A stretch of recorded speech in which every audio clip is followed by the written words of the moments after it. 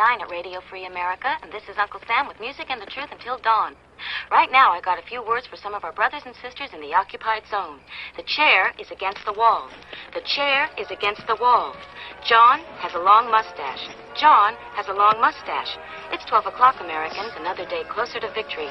And for all of you out there on or behind the lines, this is your song.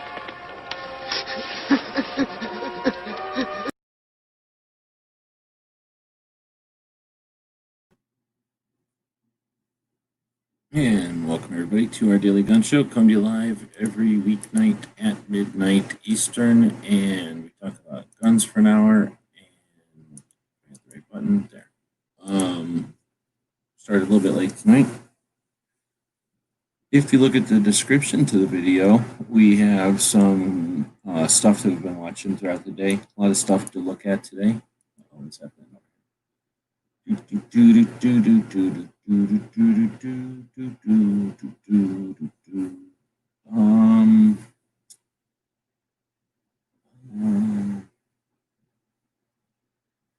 Anyway, looking at some comments from the YouTube side because I posted some videos earlier. I guess got a bunch of comments in. Sorry about that. So let's see. We got the description from the video here, which has, let's see. We had a show earlier. So anybody that bought stuff from the Gear website store, that would be Gizzard. I don't know if Gizzard's still around, or Makojo, I believe, or Foss, who may not show up, or DJ, who may or may not show up. See if they show up, and if DJ can let me know what he was interested in, and I forgot if somebody else had asked me about what they were looking for. So we'll let them pick whatever free patches they might want. We can. Let's see. Then we sent out the newsletter, but it won't go out on the electronic version until tomorrow based on AI. AI determines when the best time to ship newsletters is. So it said tomorrow at 8 a.m. I don't know why. Let's see. We already had the real email or the real newsletter mailed. I think we talked about that yesterday. And then we get into the videos. So we had Bloomberg's media organization trying to get rid of 2A social media influencers. That's a video by Julian Noir, 12-minute long video. I don't know if anybody's seen that one yet, but that's one of them. We got the Virginia Citizens Defense League had another meeting because they have a legitimate rally, the Virginia Lobby Day, which is probably a reason why they're putting the false flag stuff up this weekend and not on the 20th. So they have a legitimate one happening, which unfortunately is getting attacked by a false flag event this weekend. So we did a video about that, and that's what some of those comments I was just reading were about. We have the story that is dropping at the same time as the false flag event. So we're going to have to deal with things in multiple volleys. So we got the NRA filing bankruptcy and a whole bunch of people fine with that. They're super cool with whatever's fed to them. Their job is to talk about it and not to have an opinion on it, just to talk about it. So we got lots of talking about it. And then what do we got? Magpul. I don't know how many people are paying attention to the FMG9, but the folding machine gun is now on the drawing board. Back in 2008, that came to the scene at SHOT Show in a big way. Back in the last year, it was at the Las Vegas Convention Center.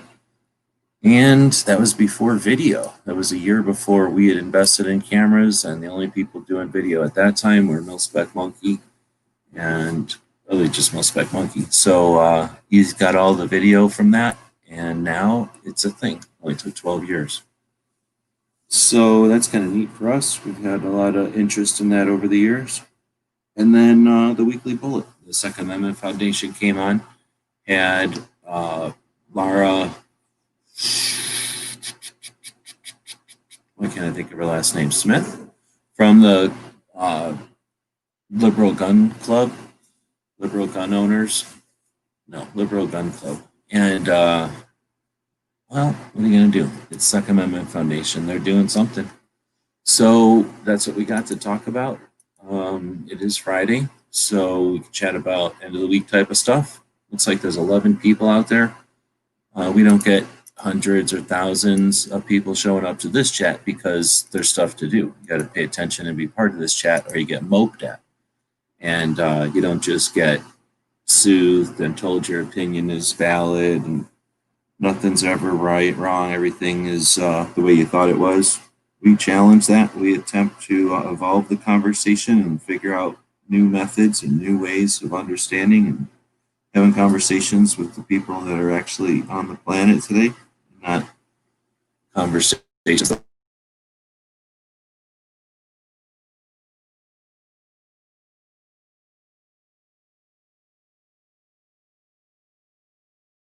And there's the challenge. Be part of the evolution of 2A, join the conversation, or don't. And then it becomes a short show. I've got nothing to prove. I've got trying to do nothing here except offer a place to have this conversation. So I don't know what else we got. Barbecue's jumping in. I made it sound like a little noise. Can anybody else hear that little noise when somebody jumps in now? It's a setting when you pay for the duck. So now it made a noise like this when you jump in here. Awesome. I didn't hear it though. Yeah, I don't know if anybody can. I think it might just be, it's supposed to be for if I walk away. So I'm like, okay, well, that's nice, but why don't you make it where I can just assign whatever you call it, administration duties to the new person? But whatever, we'll take what we're given, I guess. We're going to get used to that. Yeah, it sounds like a neat feature, but if you have headphones plugged in and then you walk away, how are you supposed to hear it anyways? I guess that's true. But, well, it's also not for walking away so much as just maybe I'm doing something on another screen. Some of us have many screens, multiple screens, it's regarded. And, yeah, I don't know. Anyway, I just turned it on because I seen it, and now I noticed that it made a noise when you jumped in. But Makojo's saying that they did not hear it. It would make sense that they do it in a way that is silent, basically, so it doesn't bother everybody. Anyway, you've had time. I posted that stuff earlier. Do you have any time to check out any of the stuff, 2A stuff today? The only thing I caught today really was the weekly bullet, which I did get to catch that live, but it's been a pretty busy day otherwise. What'd you think? Actually, I really enjoyed today's show. As I'm watching it, I'm thinking to myself, maybe Paul's watching the Daily Gun Show and he's like, you know what? They're sitting there talking shit. I'll show them. Because that was a pretty good show today, I thought. Yeah, I'm not talking shit as much as getting sick of waiting. So I hear you. But I don't know, because he still can't figure out how to keep up with the comments. I held back twice almost. I had it written out, typed, and then I deleted it. But I was going to say something like, because at first he was saying something like, there's hundreds of comments. And I don't believe it. There ain't hundreds of comments. There's maybe dozens. There's not. Yeah, I've jumped over to the Facebook side and watched the comments scroll through there. They're going about the same speed as the YouTube side. Right. So I was going to be like, dude, like if you can't handle the comments, then just don't address the comments because you're distracted now. Now you're just letting yourself be distracted or being distracted and just sounds silly. But on the other hand, at least they're trying and they're doing something, right? So I didn't put it in there. But when he said there's hundreds of comments and I just can't keep up, I'm like, well, then how many shows in a row are you going to say that? Quit saying it. Quit fucking bothering. You tried it. It doesn't work for you. Perhaps what he needs to do is see if they can't have another person that's just kind of in his, not necessarily in his ear, but that can shoot him a message or something and say, hey, we're monitoring the messages and we like select this one and this one. Like what Sandhills makes his wife do? Yeah. And then, they say, read this comment. So he reads it and then he doesn't have to worry about any of it. He just gets fed it from somebody at Second Amendment Foundation saying, touch on this. That's definitely a way to do it. But, whatever. They're going to do whatever they're going to do it. At least, like I say, at least they're doing it all. They are checking comments and shit. They're just not as good as like Gary or somebody who can do it without thinking with his left hand while he's driving with his right hand. Otherwise, what did you think? I'm frustrated because they weren't saying nothing about the bogus fake false flag. But at the same time, it would have been lame to waste a whole show on it. So when Paul stopped and then basically ranted on it, I'm like, well, I guess that's enough. Because what else do you want? Like say, the whole show about it would have been a waste. But yeah, I wish they would have opened with it, perhaps. maybe open with it. Yeah, that's about the only thing. Is maybe make it a little more pronounced so it wasn't kind of hidden in the show because you had to watch the whole show to get it. But yeah. Yeah, that would have been my only suggestion there, is just put it at the front of the show, because I feel like it's a pretty important thing for them to cover. And obviously with Paul going on his little rant about it, he felt it was important. So it would have been nice if they would have just opened the show and been like, before we do introductions, before we anything else, don't fricking do this.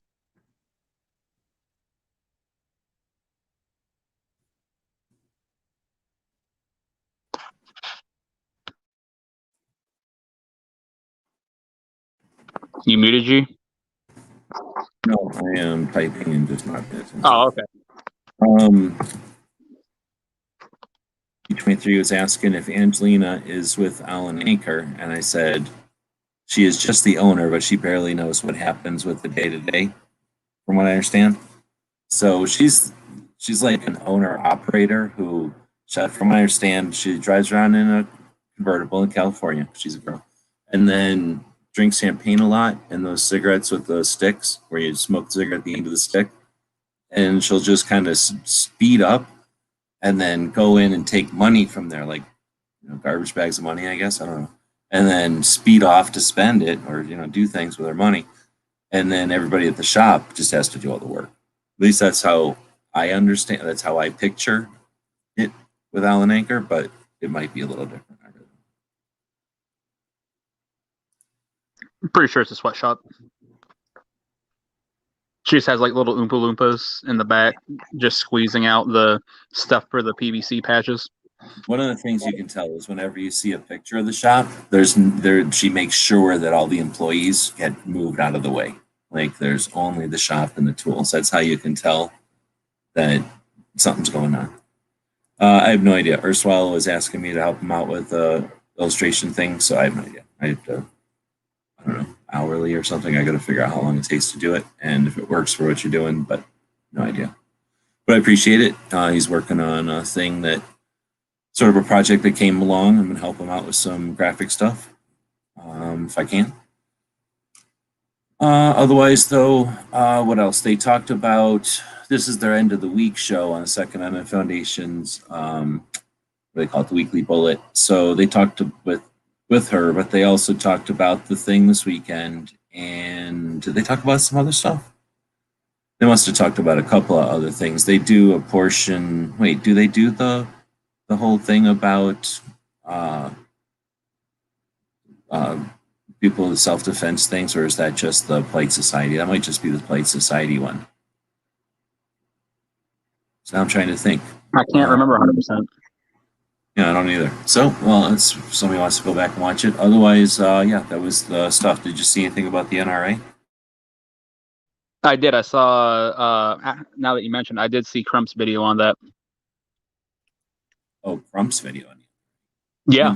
Crump's video. I'd seen Jared's video on the NRA. I didn't really watch it. I seen that he made a video. I watched a little bit of it, and I don't really watch all of Jared's videos, so I watched a piece of it and then I quit watching it. Yep. What's Crump's about? Just detailing what's going on, that the NRA is filing Chapter 11, which allows them to basically just restructure. From what he said, apparently the NRA is saying that they're doing this in reaction to the lawsuit in New York to absolve themselves of whatever's going on with that. When I first heard that they're just doing this to restructure, I'm like, well, that's kind of nice if they could actually, get rid of LaPierre and the other ding-dongs and restructure the figureheads that are actually giving us issues. But Yeah, but basically what I got out of it is they're just doing this as a way to backdoor the lawsuit in New York so they don't have to worry about it anymore.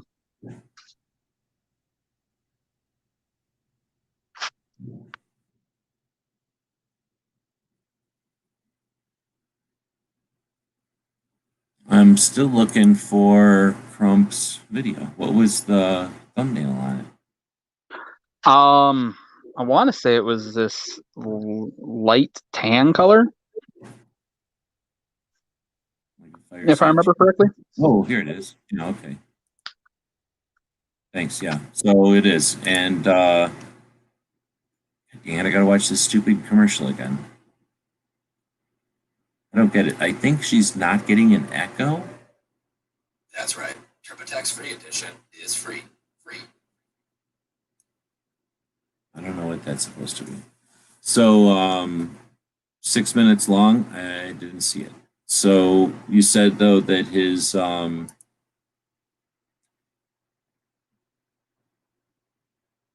I'll have to listen to it. When I first heard the concept of it, that they're moving to Texas and that they're reorganizing. No, I heard that they filed it in Texas.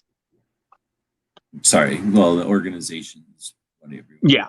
Like where they, but yeah, I haven't heard anything about them moving to Texas. Yeah, you're right. But anyway, from what I understood, and I don't know at this point anymore if it matters, but from what I understood, the New York Attorney General was bringing the NRA to task for the way that it's being run, and the NRA didn't necessarily use NRA lawyers to defend itself. The individuals that were being taken to task had lawyers, and now this is the result of those players. Okay, so do those players have any what do you call, like, how what value do they place, what importance do they place on the values of the organization versus keeping their own people out of jail or whatever? So this being a result of those players getting, having free reign and doing what they need to do for themselves, I don't know that this solves much.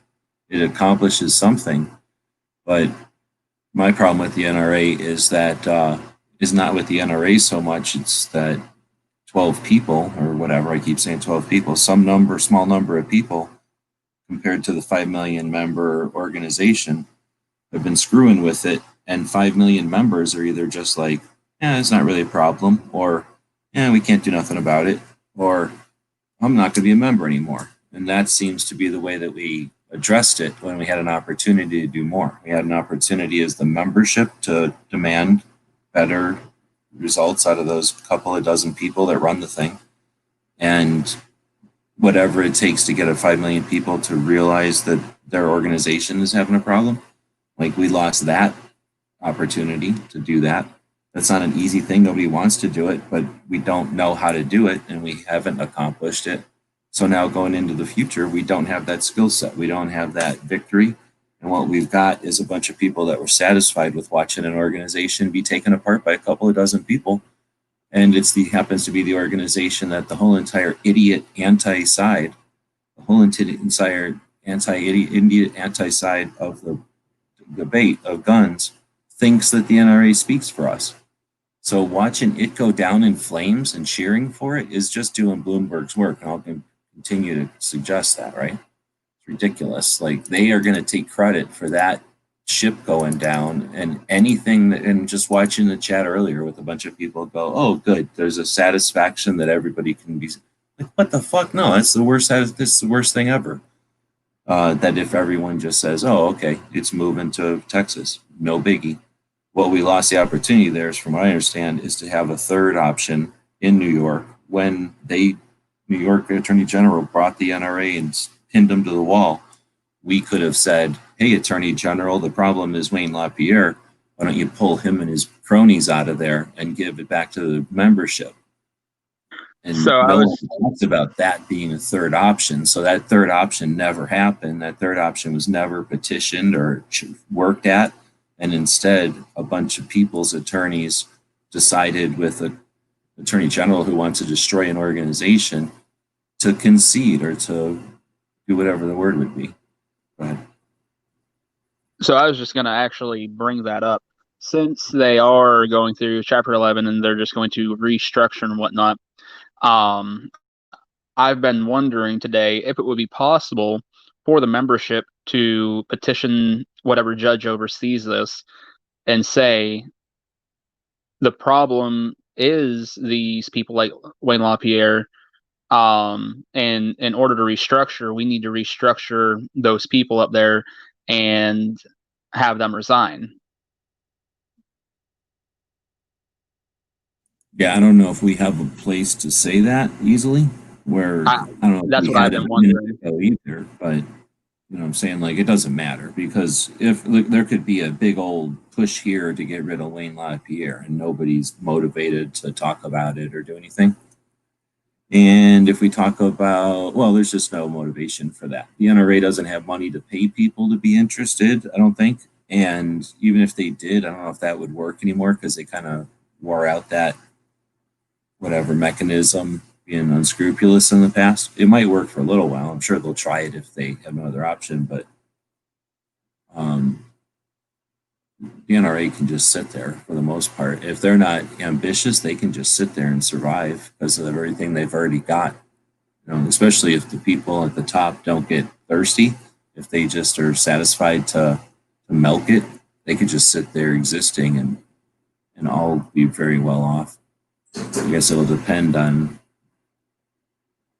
you know, their whatever ambition or their attitudes were motivated by Wayne's grandeur and wanting to be famous and whatnot, and then you know a motivation for the organization to be the only thing, whatever, petitioning for Second Amendment. So it was making a ton of money doing that. Without them having that mechanism anymore, are they gonna? There's never been a big advocate for rights as much as a rightful association. They're doing a lot more than just rights. So anyway, yeah, it's going to be an unknown, but I can't imagine it would be a surprise to see it come back and do anything other than just sit there.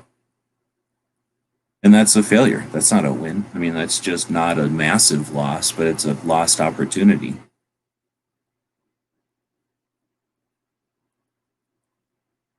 Yeah, I wasn't. When I heard that they're filing bankruptcy and what they're doing it for and how they're doing it and everything, I wasn't cheering, just because, like you said, it's a lost opportunity. Yeah, you know, it's keeping the organization from being dismantled the way the left wants to. But at the same time, we're still not winning because those ding dongs are still in charge doing the things that they're doing. Yeah. And who knows, since they are going to be the ones who get asked to come talk at the national level about stuff, who knows what's going through their weird heads. And they're going to go sit down and say they talk for us.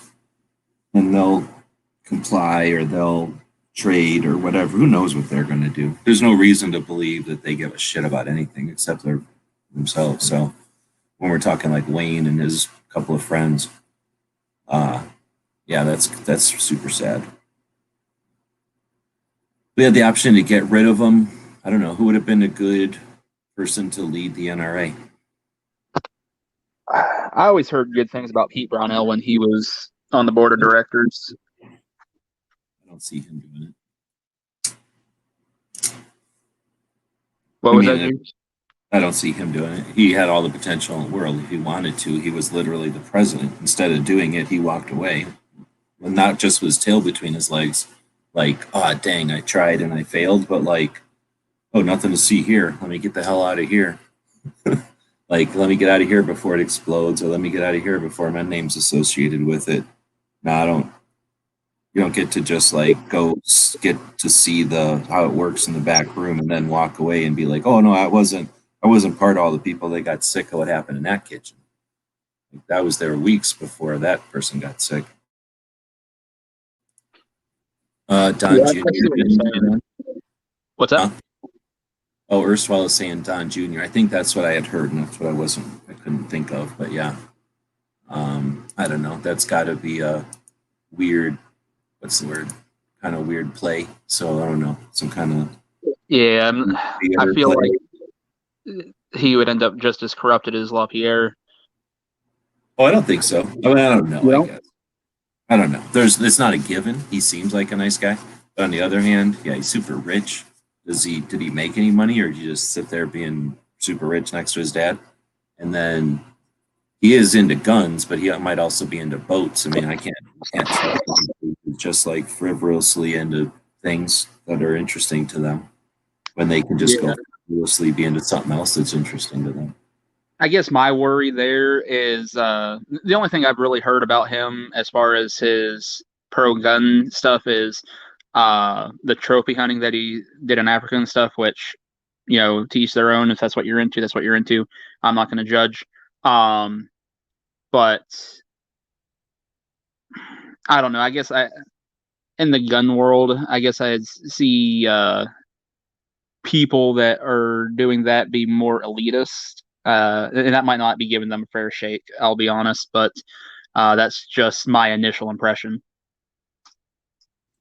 Well, erstwhile saying it, would it be a bad move to have a possible future president on our side as head of the NRA? I mean, I really don't think. Do you think that dude's going to be the president of the United States? I can't. I was going to say I don't even think anybody'd want him as the NRA guy just because of. I don't. I mean, I don't. You think that Trump is going to be some sort of like echo of awesomeness? I guess it's possible, but if Trump isn't doing stuff like fixing the ATF and kicking out people who slighted him or whatever, like he's not going to be a hero of the Trump fans, is he? I don't know. I don't understand Trump fans, so it's possible that whatever happens, he's going to be like a martyr, and then they're going to hope that his son becomes a president. But I can't imagine too many Republicans are like, oh yeah, let's go through all that again, except with his son this time, who doesn't even have the same resolve or interest, that we know of.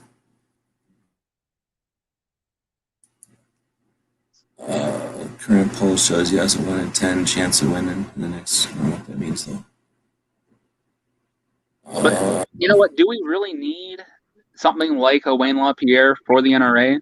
Is it just possible to have it be, membership run?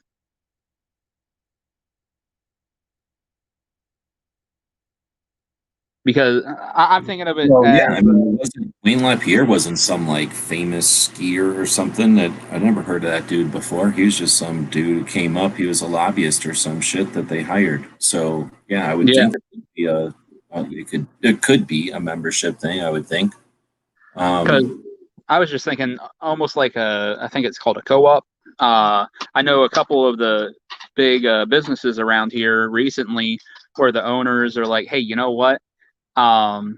We want to go and retire and not worry about the business anymore. And instead of selling out their business to the highest bidder and having those jobs get shipped off and everything, they're taking and doing this co-op thing where the employees run the business. And it's been actually really beneficial for these businesses from what I understand. And so I guess I'm just envisioning something similar to that for the NRA. You know what co-op stands for? I assume cooperative. Nope, communist opportunity, because they take the opportunity to sink their communism into that. No, I don't know. That's yeah, I mean that could be a thing, right? Like some sort of an actual membership organization. Yeah, and the best part about that, it would probably end up being like a Miklik or some sort of. Is there like a hunting version of Miklik? Somebody who hunts the shit out of stuff really fast or really big or whatever you do, be a hunting guy. Like they're going to be a Bud version of Trump that becomes the head if it was a superstar. are we saying that the NRA membership is still primarily composed of hunters and not just general gun owners? Exclusively hunters, yeah.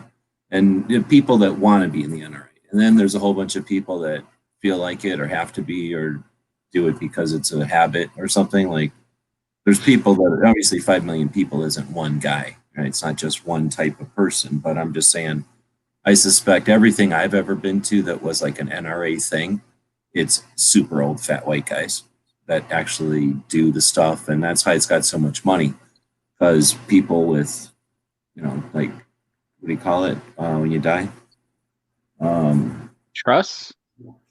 Yeah, I mean, that's the function, but what do you call it? Like inheritance or whatever it's called? Like whenever you die, people leave their stuff to the NRA. Oh, They yeah. leave, like they get big beneficiaries.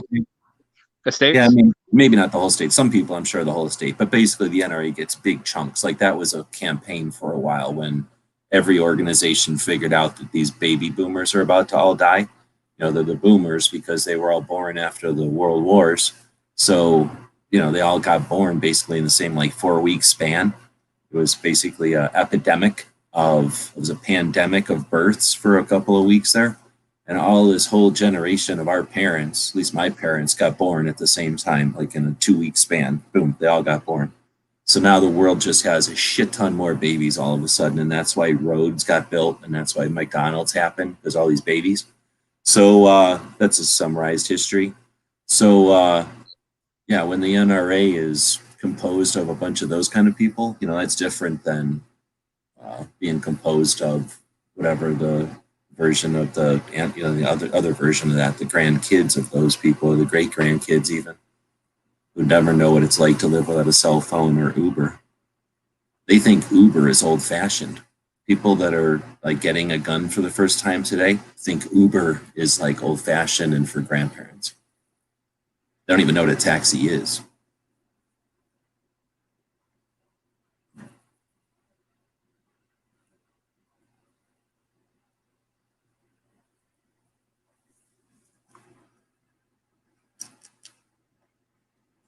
All right, let's spun off. So I'm going to go over to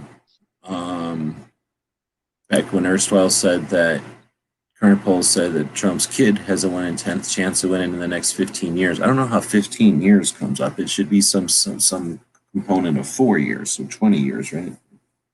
12 years or something. But well, yeah, something divisible by 4. But I can't. There's no way to see the future. I don't know if I agree with G23. Maybe he made a typo. What? Oh, could definitely. Maybe he made a typo meant to put 16. Oh yeah, totally. And then and who, again, but I just think that the future's so uncertain, who knows. But there's no straight lines, man. So it could be, whenever you look at a curve, if you look at a curve at the wrong spot, it looks like it's inevitable, we're gonna die, and then it's like, oh, inevitable, we're always gonna win. Like there's curves, and then it'll change, and then it'll be going the other direction. So something will happen to change the course, or at least inevitably that's what happens, just all throughout time or whatever. So something will change it. But then Ursula comes back with, I don't know what's her name, Ivanka has a super high chance of becoming a president. And then Angelina says that Don Jr.'s lame, Ivanka has a better chance. That broad actually did a bunch of shit during presidency and got 0 time because of that dude. If her name was Pelosi, they'd be worshiping her. And that's what but there's also like such a weird dynamic with what do they call them? The first ladies and stuff. Like if the press doesn't like the first lady, she might as well go fuck herself, right? And if they love her, she could fucking step on a baby duck and they think it was the best thing ever, right? Oh, Ivanka's his daughter. What? Ivanka, I thought, was his daughter. Oh, I thought that was his wife. What was his wife's name then?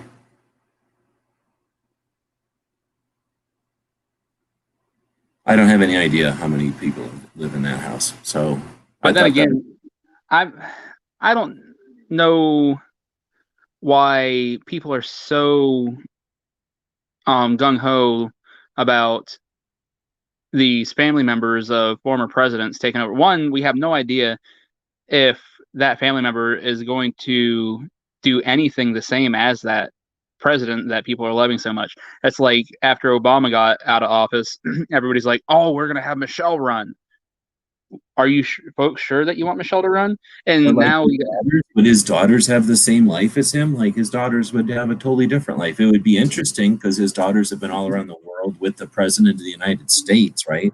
Like that would be interesting to see a president's children run for sure. But yeah, a wife, what the hell? Like that's a whole different person too. yeah, and but that'd be like, let's say Biden ends up being in office for 8 years, and then the left's like, "Oh, we're gonna have Hunter Biden run next." Why are we getting so hung up on these family members? I don't know. It's not something that tickles my fancy. I never even heard of he had a daughter, so that's how much I know. But I guess Ivanka is his daughter. What's his wife's name? I don't remember. Melania. That's right. It is Melania. It just hit me. But that's the name of Obama's daughter. Is it? I don't fucking know. Malia, I think, is Obama's daughter. So, all right. So then Ted Nugent can go F himself because that guy is a jerk. But what was he saying Ted Nugent to? Oh, what were we talking about back in the day? Oh, running the NRA? No way. Probably. I don't like that guy. I know a guy who knew Ted Nugent back in the old days, and he said Ted Nugent was a jerk and an a-hole, right? And I had to listen to that story for like ever because Ted Nugent's such an a-hole, right? And then I was like, I don't care. And then I go to the NRA show in 2009, and I'm a nice guy. I'm minding my business. I'm holding the door open for an old lady and some nuns. And it's sort of like there's a convention center with the giant room to the convention center, right? And then there's all these doors. You know how convention centers are? They got a zillion doors. So there's like a zillion doors, and 99% of all the humans in Phoenix were at the one end of the building. So we're at the other end of the building where nobody was. It was me, this nuns, and these orphans that I was letting in through the door, and then Ted Nugent and a security force asshole football players. And then there was this stairway, and it was like these doors opened up into the stairway. They were like the extra stairs that like the draft guy, whoever was drafting this whole thing, was like, yeah, what the hell? I'll put some doors there, even though they weren't necessary because they opened into like the side of these stairs, right? But that's why we were going in and out of them because it was just out of the way. And that's probably why Ted Nugent's like, oh, I'm so special. I have to go through special doors that nobody else can go through or whatever. So yeah, I'm like opening the door and minding my business. And this is like in 2009. So I probably wasn't even on a cell phone or nothing. And then bam, like I'd never been like slammed out of the way before. But this guy slammed me out of the way in such a way that however many years, like 11 years later, I'm still moping about it. So fuck Ted Nugent. Go fuck himself. He pushed me out of the way in a way that offended me that 11 years later I'm still bitching about. Yeah, I've seen a lot of videos. What the fuck happened, right? I'm like, oh, what the fuck happened? My neck was twisted and I was offended and I was pushed around, right? And it was horrible. And then somebody was like, that was Ted Nugent. And I'm like, who the fuck is Ted Nugent? And that's when I learned who Ted Nugent. And then it was like, that's the dude that Craig's always bitching about. And I'm like, I hate that guy too now. So that's how it went down. All right. So then I don't want him to be the head of the NRA. Don had Jr. in his ear for 4 years. Don Jr. is the board of the Suppressor Association, but suppressors are still out in the NFA. If Jr. was so 2A, he would have said, hey, Dad, let's do this. And that's the thing. Is it like, oh, we can't make them because you're on the board? Maybe that turned out to be a bad thing, right? Like in the end, I can't do it because then it would be playing favorites to you or something, right? Like if they would have had the press leave him alone or like give him smooth sailing, he probably could have been like, hey, everything my son touches, I'm making law. And then his kid could have walked around like the Midas of 2A, touching everything and taking it off the NFA, and nobody would have questioned him. But because everybody hates Trump, they got to be like, oh crap, his son touched it? Well, like, even though it cured cancer, we got to hate it, right? Yeah. But on the other hand, maybe once that changes, once everybody gets sick of this whole news thing, we'll get rid of this whole news, paying attention to stuff, and then whatever. I'm delusional. We'll keep moving. So Pink is saying the president can't just wish away the NFA. Well, yeah, but he could still do something, I would imagine. Well, from what I've been hearing a lot of channels say is that he could really just take away the teeth of it and essentially make it where any laws that they want to enforce, they really have no power. So they're there, but anything that they're actually doing, if I wanted to make an SBR and the ATF was like, oh, well, you just committed a federal crime, won't matter because they've got no power at that point. Well, the thing is, we really don't know. It's all theoretical because he didn't do anything. If he would have done something and gotten to some mess, at least we could have gone, man, at least he tried, or man, what did he try doing that for? He didn't do shit, so we don't know. I mean, you think he would at least gotten rid of he didn't ruin shit, but he kind of did ruin a couple of things. Go ahead. Yeah, you think he would at least gotten rid of the head of the ATF that was appointed by Obama? That makes no sense to me, and that's, again, it's real difficult for anybody to justify being 2A and then justify the whole Trump thing. Like, yeah, Trump's okay, I guess, but he left a bunch of shit on the table. Mm-hmm. Let's see, and it doesn't really matter. That's part of the bullshitness, is to then draw hairs after. It's going to be way worse. It would have been way worse with Hillary, period, and it's going to be way worse, period. So whatever. Trump wasn't perfect. He was something less than perfect, and he was better than anything else. So I'm not really bitching as much as just, what the hell, moping on a Friday night. Yeah, I definitely think it would have been way worse with Hillary, but at the same time, I don't think we would have lost some of the things that we did because people would have been so hyper aware. It would have been horrible. It would have been horrible. Oh, yeah. She was rabid. She would have been going after healthcare and probably just beaten 2A to death every time. Or not to death, but beating it with a hanger. Every time something didn't go her way with something, 2A would gotten beaten with a hanger. We'd have been just miserable by now. And at the end of it all, she would have done some sort of weird handoff to Biden in a creepy way, except it wouldn't have been Biden. It would have been somebody horrible, even worse, right? There's just, no matter what the hell Trump did or didn't do, what he prevented in Hillary for 4 to more years. And I'm pretty sure he stopped whatever he did, stopped her from ever being president. And that's got to be worth a hell of a lot right there. But yep. Maybe I shouldn't be talking about politics because Hillary's so fucking good, right? Let's see. So, Trudeau would not get rid of the felony. Just one of the, I don't know what that means. Congress would have to act to get rid of the NFA. Well, yes. We would have to act to get Congress to act to get rid of the NFA. That's a whole other thing. Supreme Court, I don't think it has anything to do with squat in this particular one because it's just law. Could also do an EO. Oh, executive order? I don't know about all that because I don't even know what we're talking about at this point. Kingpin says, any thoughts on CZ buying Colt? So I don't have any thoughts only because I don't know about it. But CZ USA or CZ in Czechoslovakia, or whatever the hell they call them countries now. And then what are we talking? Colt, patterns? Colt, designs? Or are we talking the whole kit and caboodle? You know about any of this? We don't have anybody else with the cojones, which means testicle fortitude, to jump in. Oftentimes, girls jump into this chat before some of the dudes chat. Don't jump in this chat. Speaking of girls, where's the girl?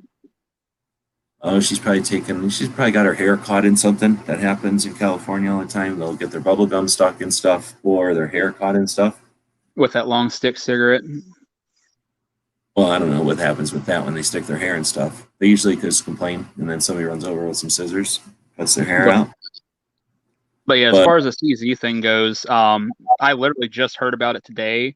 I went to Royal King because I need to look for a new gun safe, and then I was just kind of shopping around, see what they had. don't buy crap. And We'll talk what's about up? that. I'm going to rage against garbage big box store safes, but go ahead. Oh yeah. But I was talking to the guy at the gun counter, and he had mentioned it, and I was like, "Oh, this is the first time I've heard anything about it." But other than him mentioning it, that's all I've heard. Oh, you're talking about CZ and Colt. I was thinking Yeah. safes in my head. So I was like, what is he talking about mentioning the safe? Okay, so now I'm with you.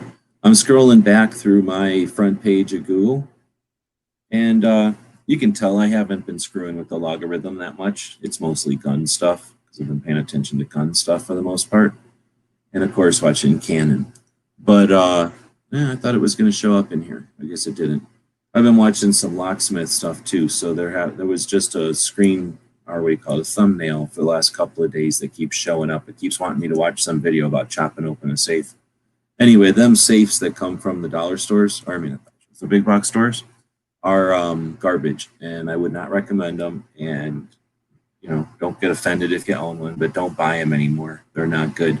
Real crooks break right into them, and you might as well just get a locker. Honestly, if you're gonna spend the amount of money on one of them, save it for a good one, like a used good one that has metal that can't be broken into, or just buy a locker because they're literally not that much different than one of those storage lockers from like a Snap-on, which you can get way more money or get way more space and room into one of those if you're just trying to keep like a nosy neighbor or a dumb kid out of there. But if you're trying to keep crooks out, those big box store safes are 2 stop signs with some plaster of Paris. They're just a joke. And anyway, I just encourage you to spend as much as a gun at least on a safe if you're going to buy a safe. I don't agree with all the people that don't do that. But anyhow, I wish I knew more about the CZ Colt thing. I don't know if I'm probably not going to get too much info on it because I just don't know enough. I don't know who would come in and tell us about it. Certainly not anybody who's watching tonight because I've dropped a link like 4 times and challenged them and moped at them, and they're still refusing to jump in. So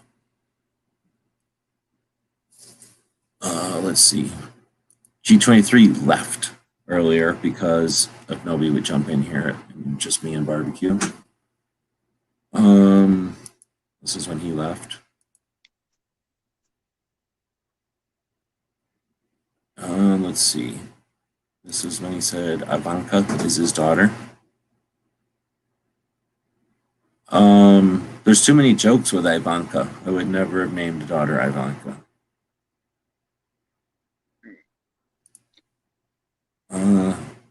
Room, Kingpin. I like Trump. I want my government to be quiet and very small. I like that too. She would write Lem as a Dem. She's nothing like Trump. Oh, okay. I guess, I mean, I haven't even heard of her. Does she look like her ma?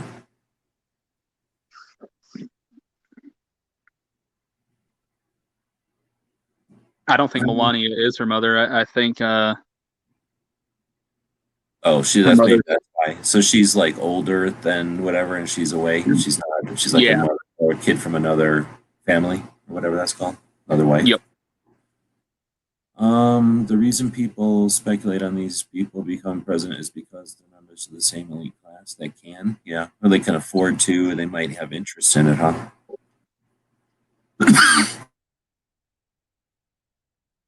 Oops. He can't bypass an act of Congress. It's like the individual mandate. The court had to strike it down. What was the individual mandate? I remember that, but now I can't remember it. Well, there's one of the first times I dropped the link that nobody's using. Small Arm Solutions thinks it's good for CZ. What the hell is Small Arm Solutions? Is that a person? I think that's a parent company. Oh. Sounded like a YouTube channel or something. CZ owned Dan Wesson. Dan Wesson kept their high quality. Well, my problem is Colt is better than CZ. So, should be the other way around. But I don't think anybody's own. I don't think Colt's been a thing for a while, has it? It's just I really thought Colt was just a set of designs. Like I thought people were just selling the Colt property. I didn't know that it was really a company anymore. Yeah, to my knowledge, Colt's actually its own entity still.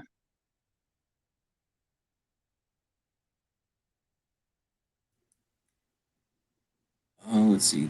First of all, saying Liberty safes are decent. Fort Knox is the way to go. I believe I agree with you on those. I like Fort Knox and then Liberty. And then, but the thing is, even if you don't go for one of those, there are some kinds that are real metal that are made for dudes in the military or chicks in the military, I guess, who might travel. And it's sort of a folding or take apart safe. And I don't know if they're still in business, but at least that was a model for a while. So you could kind of put it together and then, once it was locked up and everything, you couldn't take it apart. But if you had it open, you could take it apart, fold it back up, have all the rigid and security of real metal, and just not have it welded, basically. That's pretty decent, and that was way cheaper than like a full Fort Knox or something. But yeah, I used Fort Knox, I used Liberty, is real metal. Liberty is Mexican steel, and Fort Knox is U.S. steel. That's the big difference. So I will add a little caveat. And Fort Knox, they both make the safes out of steel, right? And then they put actual fire stuff inside and then weld it all together. And then when they weld it all together, they paint it just like a car. Like they put it in a high heat, same kind of paint job that would be on a car. But at Fort Knox, the dude who is the quality control, the one who tests the paint jobs so that there's no bubbles or ridges or lumps or anything, because there's no Bondo. It's just all they spend time making the metal good so that the paint job reflects the good metal. The guy that does that quality control is blind dude or a very low vision guy, FYI, at Fort Knox. So you mean I can get a new career? If you can, from what I'm told, he can just sort of looks at the thing from like an inch away and goes all around the whole thing. And yeah, he'll see every little pock mark or whatever and make the little marks. And then they go back into the paint thing and until they come out and get his pass. At least because basically Fort Knox would bring their distributors up to do a tour once a year and have like a big to-do because there wasn't that many distributors and they were proud of everything.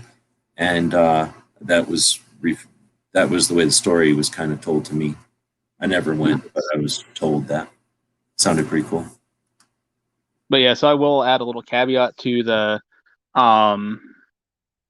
big box store safes because I'm not the biggest fan of them either. Because like you said, they 10 minutes cut off wheel or a torch, depending on the burglar's chosen method, and they're into those things still. But they beat the hell out of the old wooden gun cabinets, which is what I'm still using.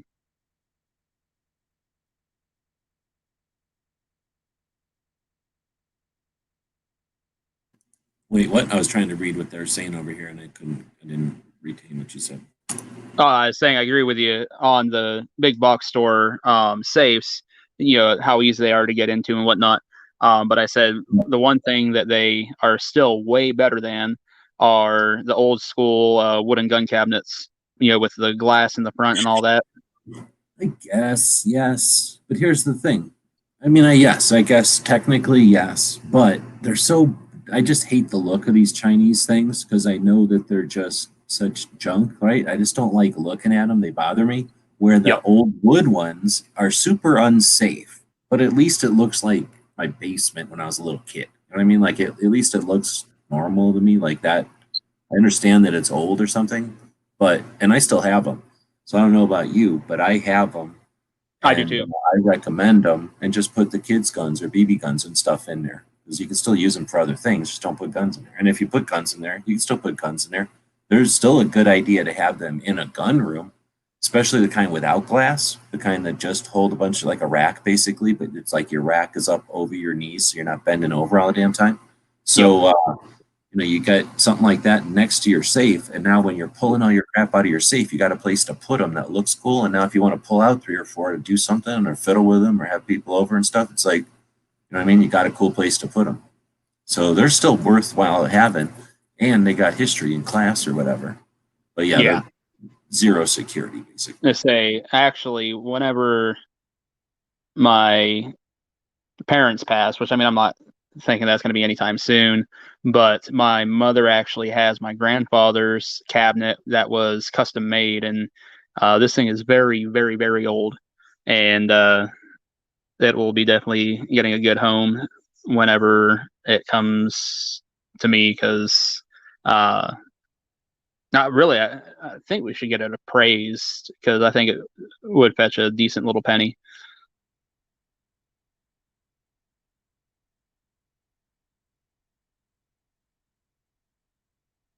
But then again, how do you appraise something that's custom like that?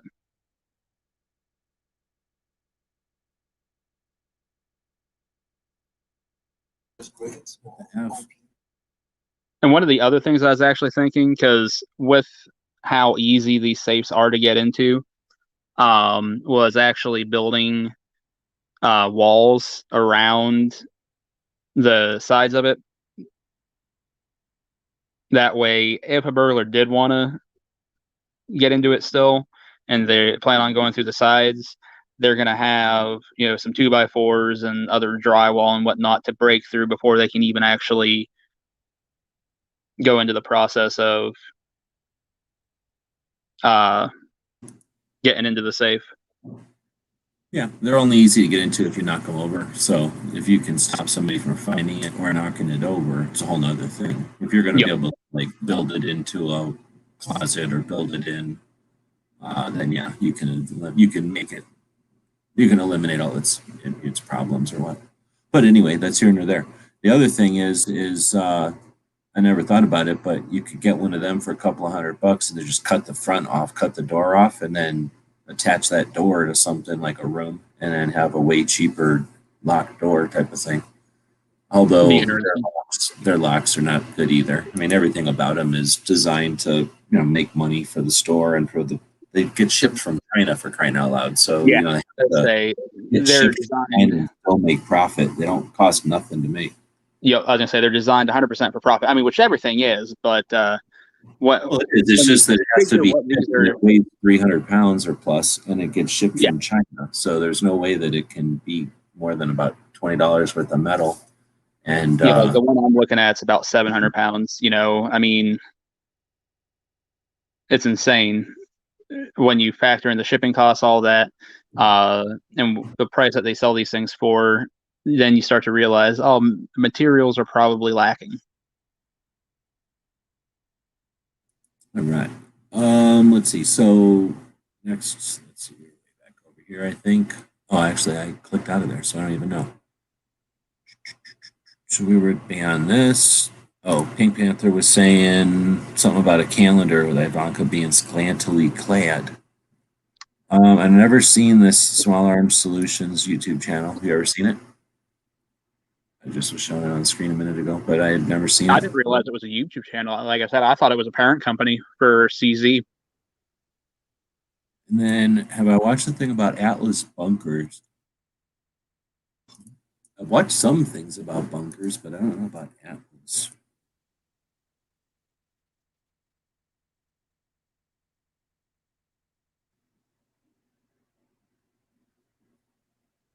I think I've seen stuff complaining about this one, or it's another one complaining about something, but no, that's neat. So the thing that makes these things is near you. These are basically they'll construct a metal facility, I guess, building, room, or whatever, and then bring it to your place, dig a hole, stick it in there, and then you build your house around it or over it or on top of it, and then you've got a place you can boogie into.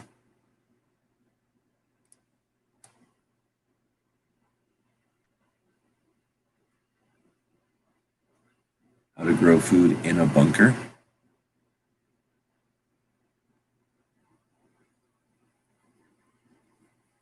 let's see. Just get insurance on your guns and don't worry about it. I don't know about that. That's you can't insure grandpa's gun. I got guns that were given to my grandpa. I can't insure that Yep. gun. I've got. I'm going to say I've got one that was given to me by my grandfather, and he got it from his grandfather. It's a family heirloom that would never be able to be replaced. And if you got a little girl and this is her first gun and she wants to give it to her daughter, like, you know what I'm saying?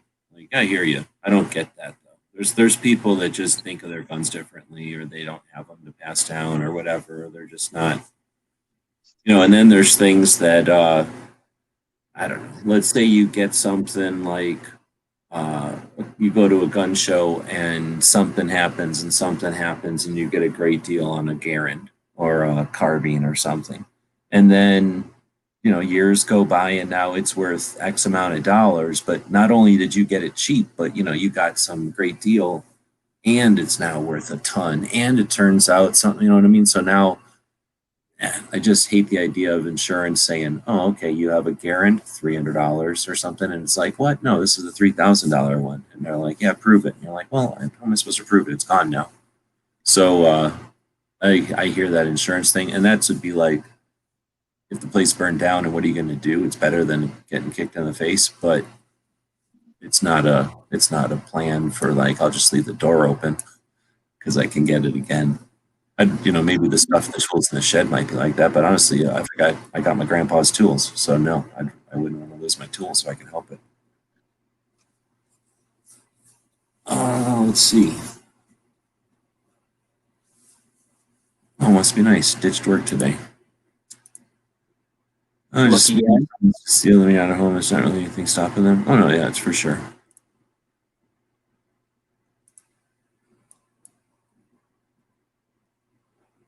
The best you could do is slow them down or just make it not worth their while. Or not even have them in a safe. That's the other thing. People are idiots, so they're not going to look in things that are not obvious or whatever. So there's about a million places you can put stuff. That would be a whole nother topic of conversation, probably.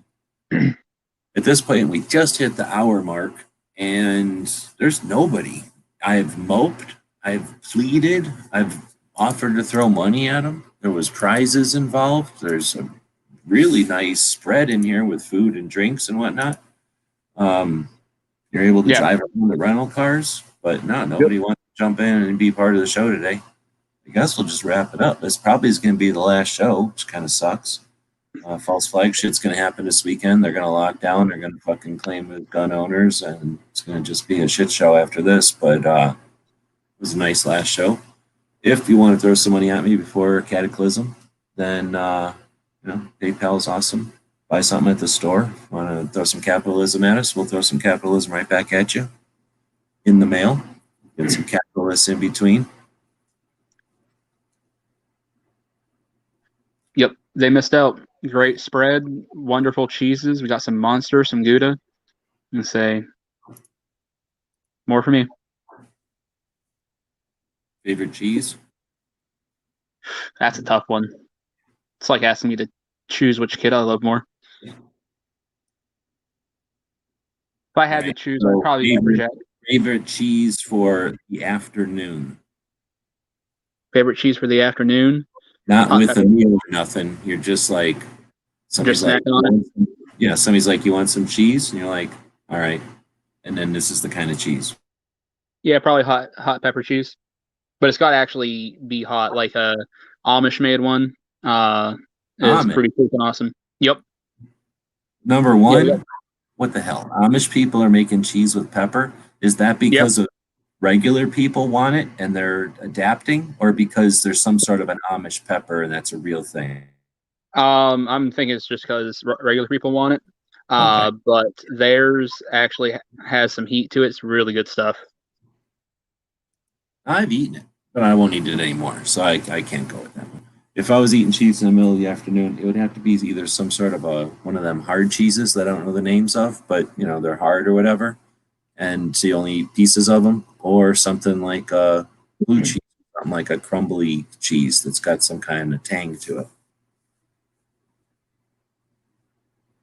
Crackers, I guess. Maybe some kind of else to eat cheese with, celery or something. Yeah, exactly. That's spicy. I thought their food has to like. Are they allowed to? They're probably allowed to have salt, but they don't have like like I'm putting a bunch of sugar on this or like a bunch of flavor on this. Yeah, I don't know if they eat it, but it's one of those capitalism things, and they have no problem selling it. Oh, that's true. Yeah, I hear you. It's not like, oh, peppers are going to drive people into devilhood or something. So yeah, they're just like, we'll make them even though we ain't eating them. I do that. I hear that. So Gouda, I'm not a big fan of that. That's just a milky, bland cheese that's not hard, right? That's sort of halfway No, no, soft. it's a very hard cheese. Oh, it is? Then I don't know Yeah, what I'm talking about. All right. smoked Gouda. I love smoked Gouda. Pick that up at the store every once in a while. Really good stuff. Wait a minute. Hard like a Parmesan where you have to take it to a grinder to get it apart, or like harder than, like an American cheese. You would definitely need a Knife to good. cut it. Yeah, you definitely need a knife to cut it. But it isn't like hard, like what am I trying to say? One of those ones that you like scrape onto a salad or onto spaghetti or something. I wouldn't say quite that hard, no. But I think Gouda is the number one cheese. We did a thing. We've done some research on this, and I'm pretty sure somebody figured out one time that Gouda was the most popular cheese in the world. So that's another reason why I can't condone it.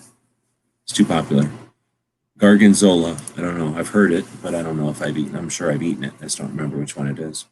I've had ghost pepper cheese. That was some wicked stuff. Somewhat ghost pepper. Yep. I don't know if I enjoy that. I definitely have been putting, what is it, just Cheyenne pepper, whatever it is, cayenne pepper on everything lately to get that heat. But just the plain old like poke yourself in the mouth with heat for no reason. I'm not a big fan of for no reason stuff. But I can take heat probably as much as the next person eating a bunch of Indian food and Mexican food and shit all the time. But I don't seek it out. I don't go around trying to impress anybody with it. So what's the Gorgonzola? I don't know if I know that one. I'm not sure if I've ever had it. I've heard of it, but any info on it, I couldn't tell you. Kojo wants to know if you cold smoke. That was cold smoking. It's just a different form of smoking. I've never done it. I haven't looked much into it. Is that anything like being cold busted?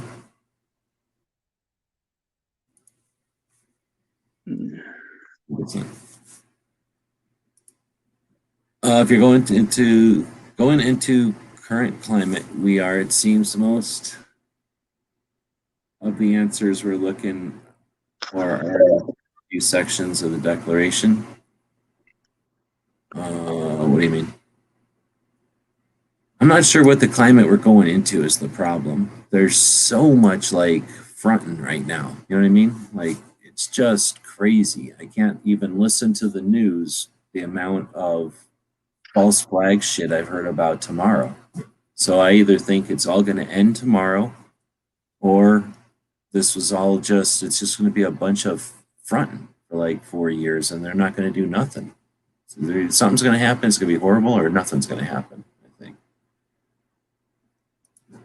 I don't even know. But what does he mean by the first few sections of the Declaration? The is that the Our Fathers being? I'm not sure.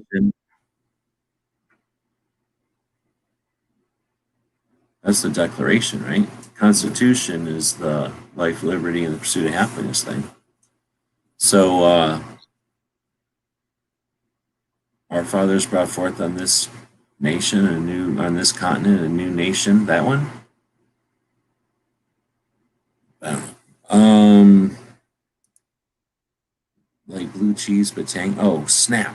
No, I know exactly what you're talking about. Yes, I'm down with that. Yes. I can't afford to buy it in the wedge because it's too expensive, but I see it in the wedge occasionally at the store. I have to buy the tub of it, so I get the like crumbs off of some rich person who bought the wedge. But yeah, I'm down with that. It's sort of like the blue part of blue cheese only. If I'm thinking about it, it's either the blue part only or the white part only. Like blue cheese has more mix, and the gorgonzola is right next to it for the same price.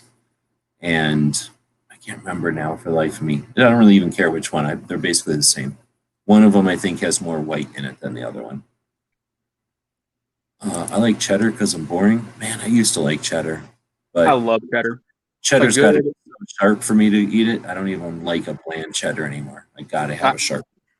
I say I like extremely sharp cheddar. Yeah. But like the white cheddars and the pepper cheddars and stuff, like my problem is I just don't have any interest in like seeking out a good cheesery. But I'll bet you at a good cheesery, I'd take any kind of cheese because I can understand cheese. Maybe not the weird stuff that's like, oh, this is the cheese of a bat that's been set to fester in a cream of grossness or some shit. Like I ain't gonna eat nothing like that. But regular cheese, I understand. I'm pretty sure bats make milk and then that would make cheese. It's not toe cheese. Nobody eats that kind of stuff, except for elephant toe cheese, maybe. You ever seen cheese that went through an elephant? Can't say I have. Not sure if I would want to. It's really expensive. I've got some for sale if anybody wants. PayPal me. All right. So what do we got next? This afternoon, cheddar is a morning. Oh, this is afternoon. Oh, we're still in the afternoon. All right. So now we're switching to after dinner cheese. Is there such a thing? After dinner cheese? Munster. Ugh. Oh, I can hear what you're saying, but I'm too old for that. When I was a little kid, I'd punch none in the throat for Munster cheese, man. I really liked it. My one grandma would get it for me, and everybody else was some. There must be something about Munster cheese because I could never get it except for my one grandma, but she'd get it for me, and I was like, "This is the shit right here." It's basically butter, right? It's just butter with an edge on it. and say another one that's good is brick cheese. What the hell, brick cheese? What are you talking about? It's just I would equate it to being similar to Munster. A little different. Maybe a bit sharper if I remember correctly. It's been a little while since I've had it. It's a saying extra sharp. Yeah, so that's not boring. Boring would be like could I just have like the cheddar cheese that just tastes like wax or whatever, like the stuff that's just there to cost extra on a sandwich and add no flavor. Yeah, That the would be. mild cheddar people, I don't understand you. Let's see. I paid some Amish cabinet makers about $1,500 20 years ago to make a TV entertainment center. Happy Days Amish Entertainment Center. They give it to you and it's like triangle shape, and they're like, I don't know what a television is. It's like oval, like one of them old timey photograph pictures, and they're like, I don't know what a television is. Let's see. Those are the smoked cheese time. Oh, he's talking after dinner is like a smoked cheese, smoking jackets, pipes, and water crackers. I don't think I'd want to smoke a pipe. That doesn't sound anywhere near appealing to me. I don't think I want to eat nothing with a pipe, but I haven't had any interest in smoking in forever, so you guys can smoke the pipes or whatever. Trying to think, I don't even know if I'd want to eat a cheese after dinner. Do you consider what's that stuff called? Cottage cheese, or is that fake? I don't know if I would consider it cheese. It's cheese curd. I mean, it could easily be soup or something. It's not really cheese, but I could see somebody. I'm not eating it, but I could see somebody eating like some of that before dinner, going to bed. Maybe I think that's a thing because you can put stuff on there like pepper or salt, right, and make it savory, I guess. Or you could put something else on there, sweet, right, fruit or something, and it would make it that kind of cheese, right? It can be anything. All right, well, we even tried throwing some cheese out there for 15 minutes, and I think we got less viewers. So if it's even possible to get, are we getting quirked? Look, let me go over here and look if we're getting quirked. I believe we're getting quirked. There's no other explanation for this. This has been solid gold. Are we being quirked by the Virginia Citizens Defense League? Is that legitimate? Doesn't say we are.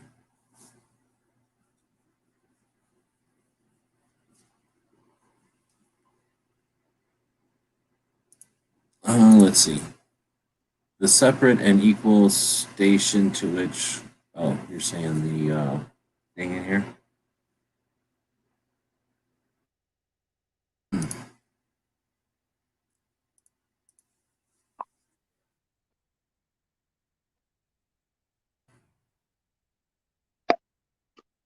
Let's see. Oh.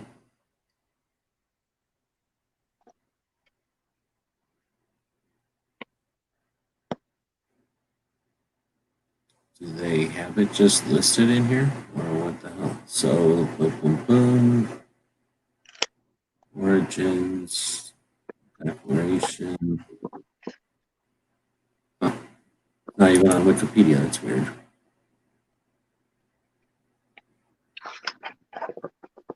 You would think that the government would have the declaration sitting somewhere. United States Constitution. What is this? CIS. Citizenship, Immigration, and Naturalization. They have the Constitution. That makes sense, I guess. Yeah, it showed up. It's just that I didn't want to try to read it in segments or what.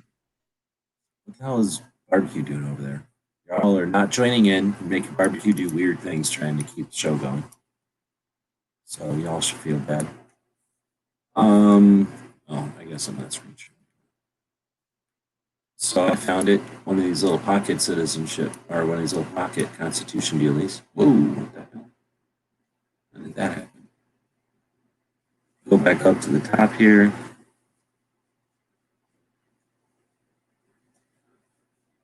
Message from the director of Citizenship and Immigration.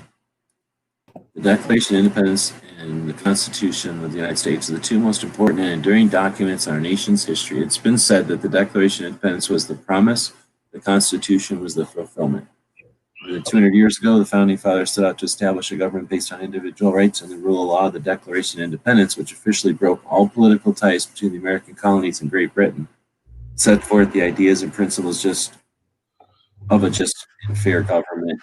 The Constitution outlined how this government would function. Our founding documents have withstood the test of time, rising to the challenge each time they were called upon. Make no mistake, we have been presented with a timeless framework for self-government. But in order to preserve this wonderful gift, we must hold these principles close to our hearts. I encourage you to read and understand these documents. I promise you will be nothing short of inspired. So that's a good summary, I suppose, of somebody who thinks about these things all the time. But so erstwhile was saying that going into the current political climate, it seems that most of the answers we're looking for are in the first few sections. So let's see. When in the course of human events it becomes necessary for one people to dissolve the political bands which with they have connected them with another, to assume among powers of the earth, and separate and equal station to which the laws of nature and nature's God entitle them. A decent respect to the opinions of mankind requires that they should declare the causes which impel them to the separation. We hold these truths to be self-evident, that all men are created equal and that they are endowed by their Creator, with certain unalienable rights, that among these are life, liberty, and the pursuit of happiness. To secure these rights, governments are instituted among men, deriving their powers from the consent of the governed, that whenever any form of government becomes destructive of these ends, it's the right of the people to alter or abolish it and to institute new government, laying its foundation on such principles and organizing its powers in such form as to them shall seem most likely to affect their safety and happiness. Prudence indeed will dictate that governments long established should not be challenged or changed for light and transient causes. Well, that's important. And accordingly, all experience hath shown that mankind are more disposed to suffer while evils are sufferable than to right themselves by abolishing the forms to which they are accustomed. But when a long train of abuses and usurpations pursuing inevitably the same object evinces a design to reduce them to absolute despotism. These are old words. It's their right, it is their duty to throw off such government and to provide new guards for their future security. Such has been the patient sufferance of these colonies, and now the necessity which constrains them to their former systems of government. The history of the present King of Britain and the history of repeated injustice and usurpations, all having indirect object the establishment of an absolute tyranny over the states. To prove this, let's facts. Okay, so I guess what you're saying is it's time to shed a government and create a new one. However, that requires a bunch of people that are disgusted with the same thing and willing to then put a lot of effort into building a new thing, right? But it also says in there somewhere, blah, blah, blah, blah, blah, should not be, so will dictate governments long established, not be changed for light and transient causes.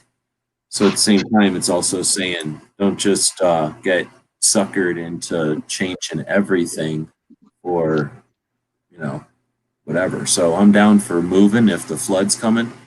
Said that before, but if somebody's just spraying water at your roof, that don't mean the flood's coming. But in this case, it only takes about a half a dozen people to create the commotion they've created, I think. But what do you think? That was the first shitty ass readings or the bad reading of the first couple of sections of the Constitution. Is it, as first what I was saying, is that this the time? Well, that was the Declaration of Independence, right? Sorry, the Declaration. I think that something important to point out is if you're going to start a whole new government, who's going to be the leader? That's right. You either got to hate what's there so bad that you're willing to jump off, or you got something so good waiting that you're willing to jump over, right? Like they got a whole bunch of rich people that are our founding fathers that were super educated dudes that were like, we're going to free ourselves from the tyranny of the monarchy, right? And that free men will rule themselves. And there won't be this, because you were born to some guy, you're the leader. Do we have any of that right now? I don't feel like we have any of those people. Yeah, I agree. I don't think we have any of those people. I think the people that would jump in would be the megalomaniacs. Yeah, for sure. And then we'd and anybody that would really want to do that now, would we really want them to be the leader? Well, and another thing is I don't think people ever think about is when we went to war with that other half that was ruling us, they were across an entire ocean. So when we do it this time, we're going to be living, if we win, great. But the people that we fought are going to be our fellow countrymen. And we have to look and deal with those people every single day still. It's not like we get to say, all right, go back to England now and leave us alone across the pond. No, they're still going to be here every single day. I don't think that's a battle that ever ends at that point.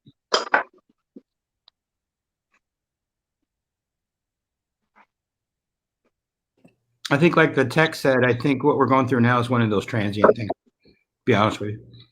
It's shitty. I'm not saying it's great, but it's not all that. It's not what they were coming against. And we got a lot of help too. Don't forget, France gave us a bunch of guns and helped us out. There is that too. And the British didn't fight full force because they were fighting other places all over. They sent a lot of Germans that didn't really give a piss. And say all we have is Biker Bob to count on. And say Canadians aren't going to help us, dang them. They had a bunch of the Canadians. I'm just saying, we should take them over. Just saying. I think we should just take Mexico over. Well, No, they I think it's a win-win. I'd rather have Canada. so we're an hour and a half in now, and I guess what budget ended, so a bunch of people jumped over or something because now we got a bunch of people watching. Unlike those fake shows, we dropped the link, so feel free to jump in and be part of the conversation. Or if you're too scared or if you're too sleepy to jump in, then use your fingers and be part of the conversation out there in the text. But since Ursula brought it up, we got people in here. Yeah, I'm down. So here's the deal. I don't think that. Well, you've got the point there. Like, you guys are going at the Declaration or this concept, I guess, as if we're needing to rip ourselves like violently away from the king or whatever, the throne or whatever that's called, monarchy. But we don't have that situation now, and I think that's where, in a little bit down from there, Ursula was saying something to the effect of, I'm not advocating for fighting as much as peaceful separation. But that's the thing. I don't know where there's any line. Like, if it was obvious that, like, all the weirdos were over here or all the jerks were over there, or, like, everybody who with this opinion was in this one state, then it would be like, oh, yeah, why don't we just take that state and tell them to go pound sand? But since it's distributed all over, what are people going to, like, go, all right, when we blow the whistle, everybody go to one side or the other? And then it's going to be like one of those sitcoms where it's like, dang it, we left the bathroom on their side, or like they got the door and now we can't order pizza. So, you can't like split the country. I like that.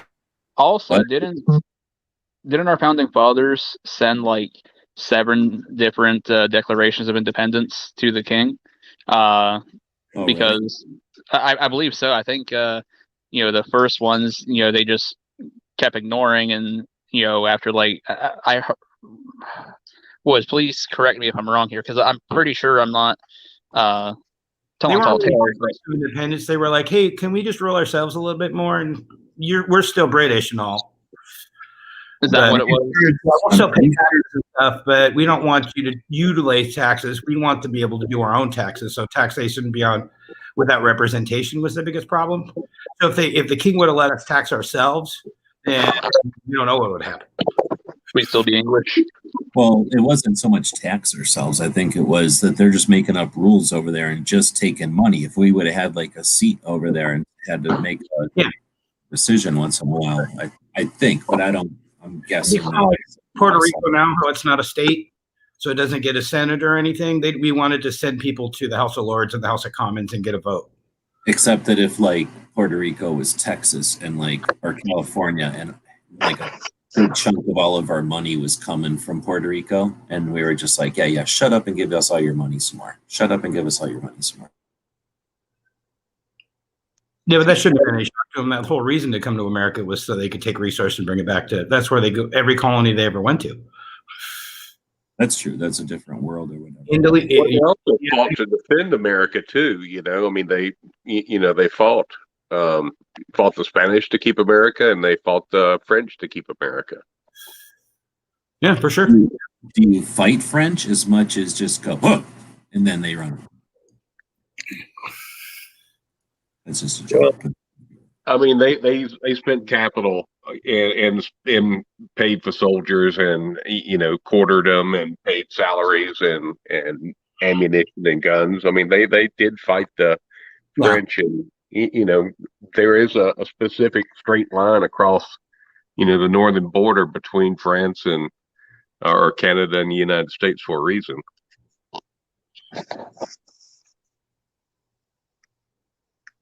44-50 and for fight, right? That's right. Ooh, look at me pulling out the. But otherwise, I think it's the other thing is that there's not leaders on either side. It's just a weird argument that for whatever reason, has gotten to this extreme or something. So I don't know. It's hard to see because we're in it. But assuming it's all going to come out in a couple of different ways, resolutions, right? Like we're going to everything's gone and it's helpless. It's ending this weekend. They're going to do false flag stuff. They're going to react to their own false flag stuff. That's the end of liberty, and individual freedom is on the chopping block. You either become a Borg communist drone or you perish in prison, I guess. Like, that's one solution. Or nothing happens this weekend. They're buffooned by bringing out more troops than we have in the Middle East to Washington, D.C.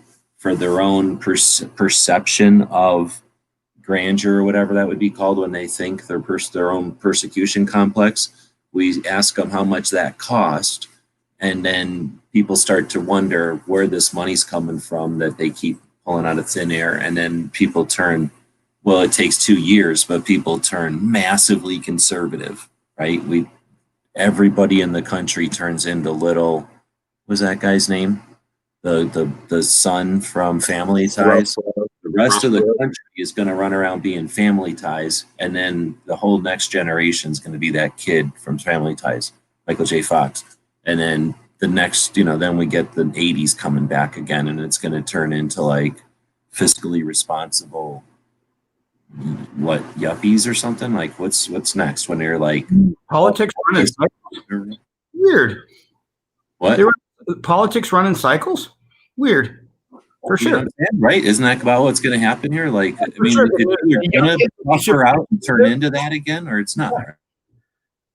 So it's going to self-correct, I guess is what I'm saying. Like, we're going to end up having some sort of weird, that's what the 80s were. The 80s were like, it got crazy, and everybody was like, oh, wait a minute, we might tip this ship over. Like, that was too scary. Let's all not do that ever again. And then now we're doing it again. So it's either going to tip over, or everybody's going to go, oh, shit, let's never do that again.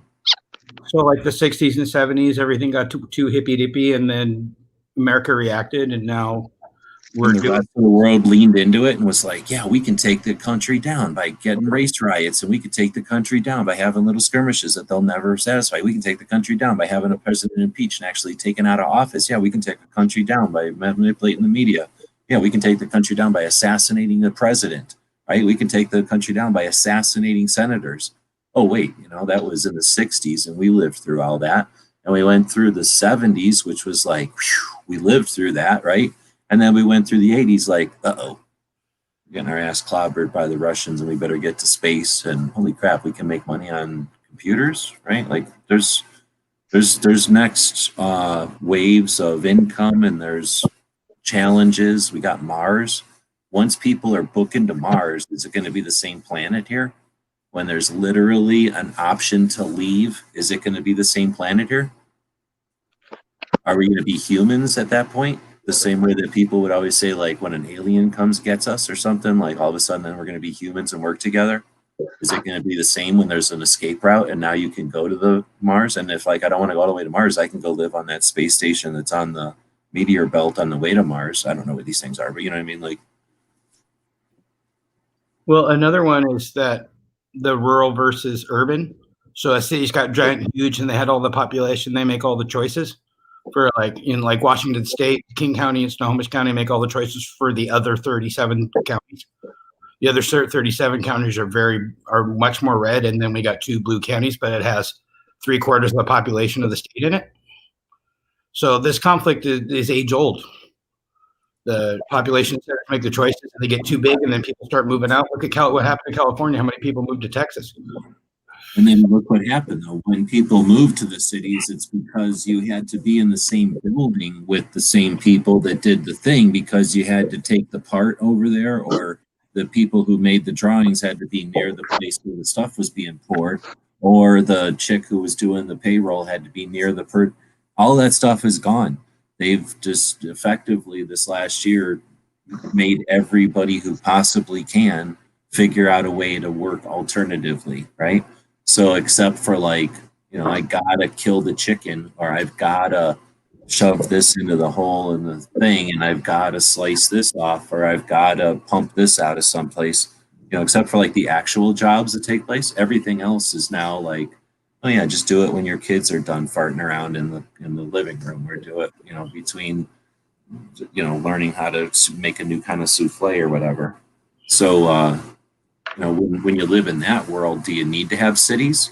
I keep driving through the country and going through the little tiny towns in the middle of New Mexico or Illinois or Nebraska. Like I just keep finding, maybe not Nebraska, but little tiny towns I keep finding in the middle of places that I don't know, maybe they had or something agriculture that's pointless nowadays, right? Or like some kind of factory that wasn't needed, or maybe they were like between here and there when cars couldn't get from there to there, right? And there wasn't airplanes.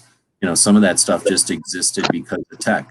So what's to stop somebody from like, moving to a town and having like especially now with all the weirdness, like let's go have a town that's self-sufficient. I've seen that kind of talk. Or let's go have a town that creates everything from here to here to make beer. Like we start with the crops on that side of town and these people are making barrels and this town makes beer. Like, what's stopping that kind of thing from happening again? And then it's like, oh, you got beer from that place, or you got the special soda from there where they do it all in the same town. We could have that, and the cities aren't the same thing anymore because now everybody's spread out and stuff.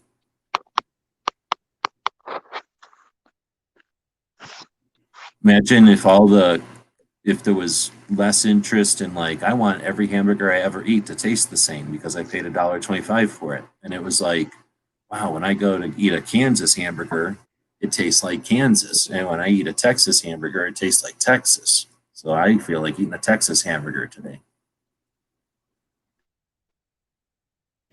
We're definitely in that uncharted world of the next 20 years. If you work in an office type job, you can literally do it anywhere on earth. Right. And so many jobs just need to be something like that. But then at some point, we're going to get rid of all those. Like computers will take all those office jobs will be computer jobs at some point. Logarithms will take care of all that. Because half of the office jobs are figuring out how to accomplish the other half of the office jobs electronically. Right? For sure. My dad works title insurance and did that for 50 years, ended up being the underwriter for a long time. Not bad for a Nebraskan farm kid.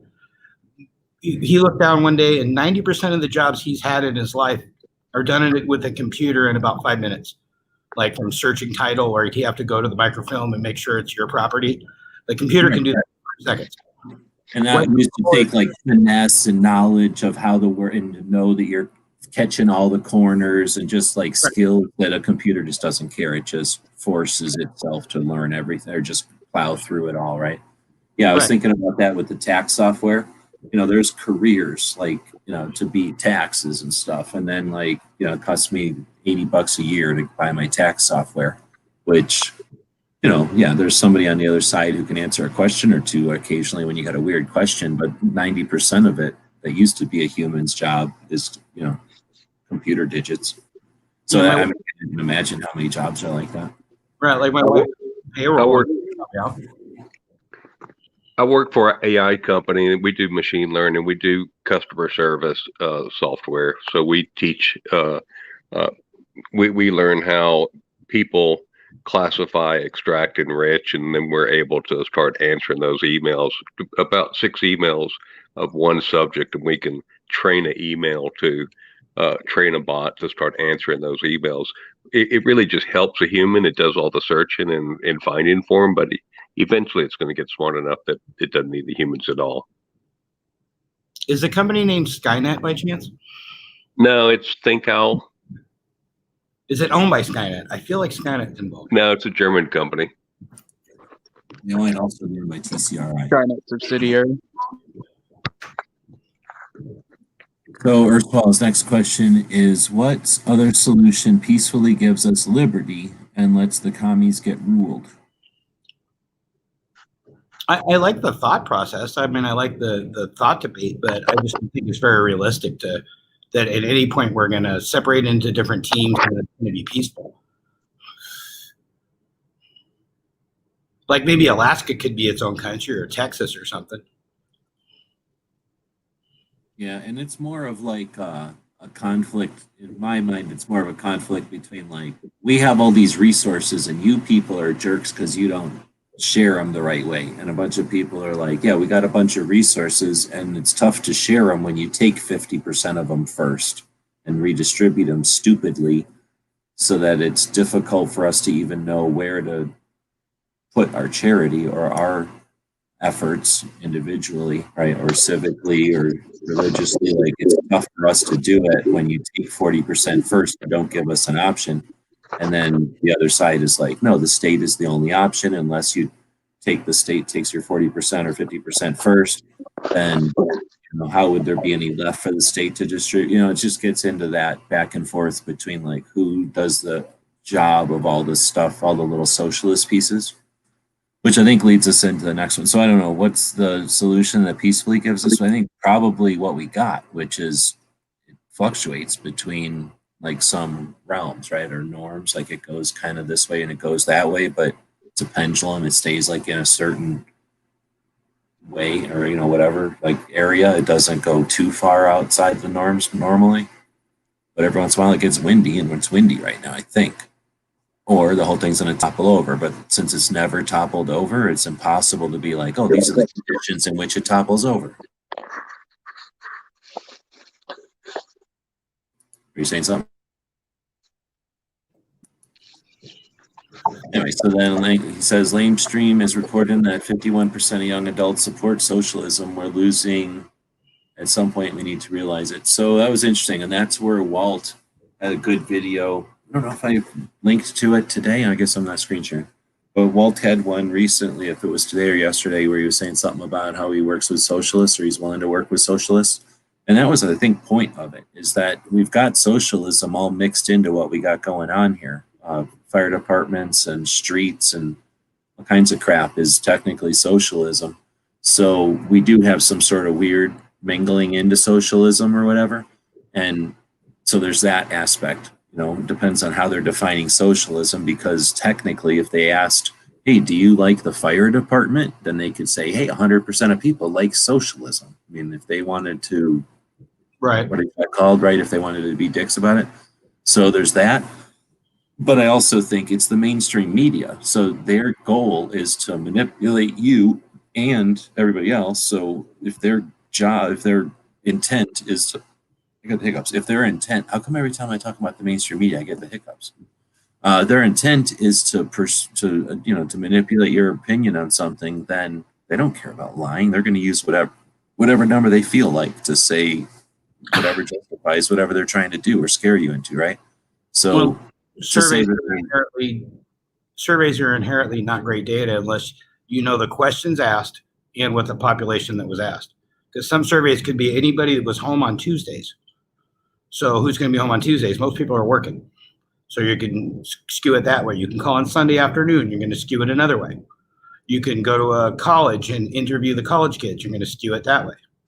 Right, instead of like retired people or instead of like kindergarten kids, like you're going to get different answers from different groups. So all we're doing is saying that I think that because there is no like honest core response, like the official government census, which is untarnished, that we get an actual result from, it's just difficult to make decisions based on what somebody who's trying to manipulate us wants us to think about. So I hear you that I'm sure they weren't asking them about my extreme example there, the fire department or what. But yeah, I mean, what the hell? We've got a bunch of kids that like getting free stuff because they don't understand the consequences of it. But how do you teach a whole bunch of people the consequences or something when the thing comes home to roost, right? When the consequences make themselves obvious, or yeah, I guess that's the way to say it, right? When it all comes due, when the bills come due.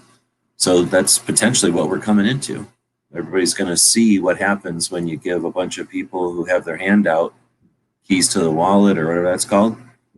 I can't imagine people are going to come out of this going, wow, the government really did well. Wow, the government is the way to go. These people who've always wanted to have the keys to everything did so efficiently with it.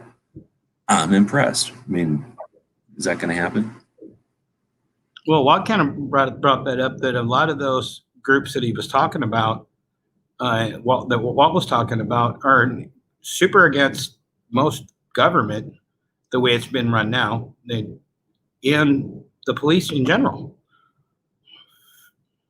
Wait, hold on. Are you talking like Antifa and Blum or whatever? Or are you talking? Well, I mean, like he was saying literally Marxists.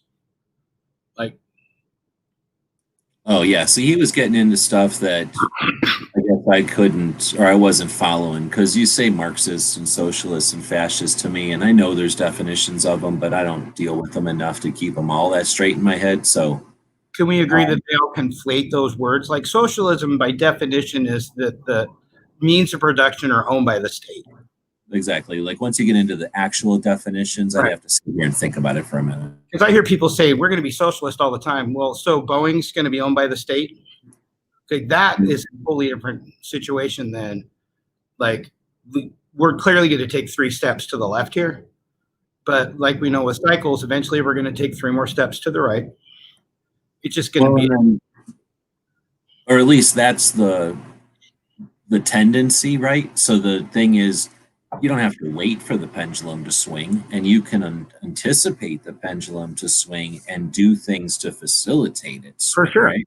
Or prevent it from even going full swing. It's just understanding the mechanism, I guess, more than being like, the thing's moving, all hope is lost. Like, no, it's not, it's not moving on an inevitable straight line forever. It's just in that trajectory right now, but it is tethered to the rest of the world and it has boundaries. There are other countries. So yeah, it's not like they're going to have their heart's desires fulfilled forever. Like, it's going to seem like that for a second or two, or hopefully not. It's hopefully that short, but it'll seem like that hopefully for not much longer than the weekend. But hell, we don't even know. I mean, this everything's been so different. I'm not trying to say everything's going to be great either. You should have already been ready for everything going to Mad Max. For crying out loud, Mad Max is in 2021. People were memeing about it all last fucking year. You're going to sit around not being ready for Mad Max? So assuming it doesn't flip to Mad Max by Monday, which it could, then we're probably sitting on a fucking cycle, and it's going to be annoying while it sits here seeming like inevitably. Watch a pendulum. It gets to the extreme, and it's for, compared to the rest of the time, it seems like it's sitting still at the apexes. Is that what those ends are called? Whatever the heights at the end are called. It seems like it just sits there for a minute when you're watching it. And then it starts spinning the other way, and then it looks like it's hauling ass until it slows down, sits there forever, changes direction 180 degrees, and goes the other way super fast. And I'm saying, we're just not used to the decade long, potentially since 1995. It's really been since we've had a major situation. I really think in one way they took a beating in 95 because they came out with the assault weapons ban and just took the consequences of that to heart and didn't come back to guns again until 2013. And they sort of got spanked again. And I suspect this is the consequence of them getting spanked so hard in 13 out of nowhere without any coordination. I think that's why they had to double down and just really take advantage of every freaking possible thing. But on the other hand, they're opportunists and asshole exploitists, so they're going to take advantage of anything no matter what. So I don't want to give them credit that they strategized this whole thing, but it's probably better to assume they did. Who wants to think their adversary's lucked out? What kind of dumbass goes into a fight thinking their adversary's worthless and can only work with luck? That's the kind of person that dies, right? Like, you want to assume your adversary is better than you, and use everything it has. Weekend just Y2K all over again, kind of.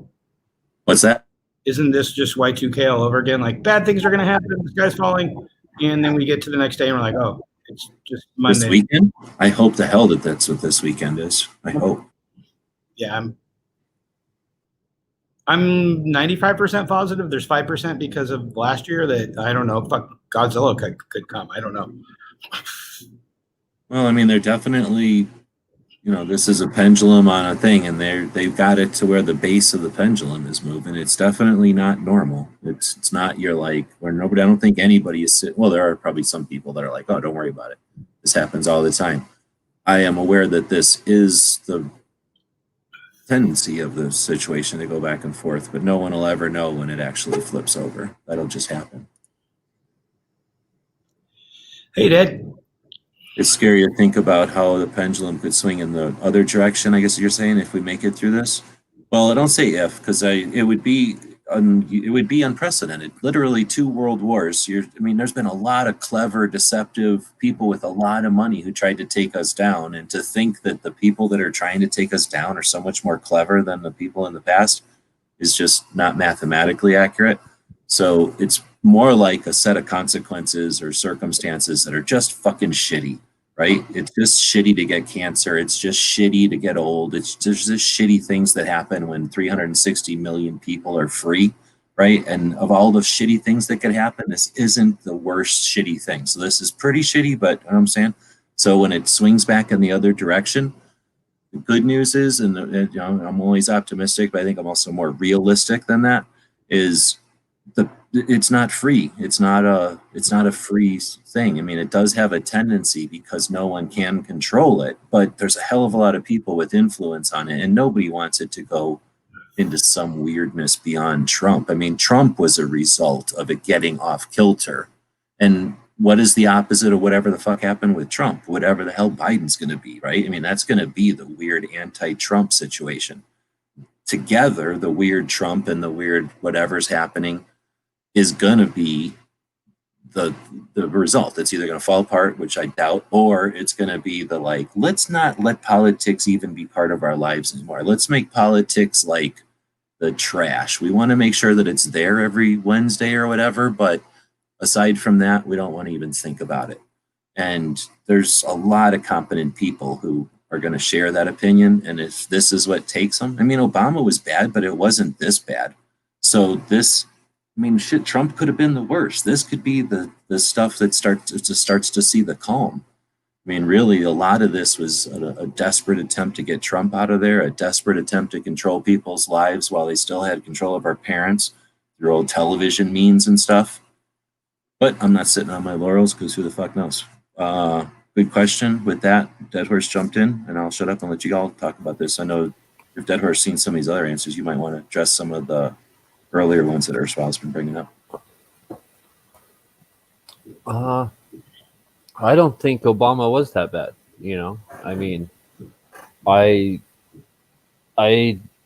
I'm not saying I liked Obama or, but he was my president, just like every other Democrat president that since I've been alive was my president. I'm not going to pretend they weren't. Like a lot of people did with Trump. The media didn't go after Obama. Media has always gone after every president and vice president. The vice president was always the butt of jokes. And the president has always been gone after by media, but not like Trump. Like Trump was a whole nother level. It really was. Remember the Dan Quayle narrative? Oh, yeah, Dan Quayle and every vice president. He was just shown to be a buffoon every time they could. Oh, yeah. That's why I say the vice president and this time around, the media really didn't go after Pence at all. Not at all. It was just Trump, and it's unprecedented in history. No matter, how bad they went after Trump.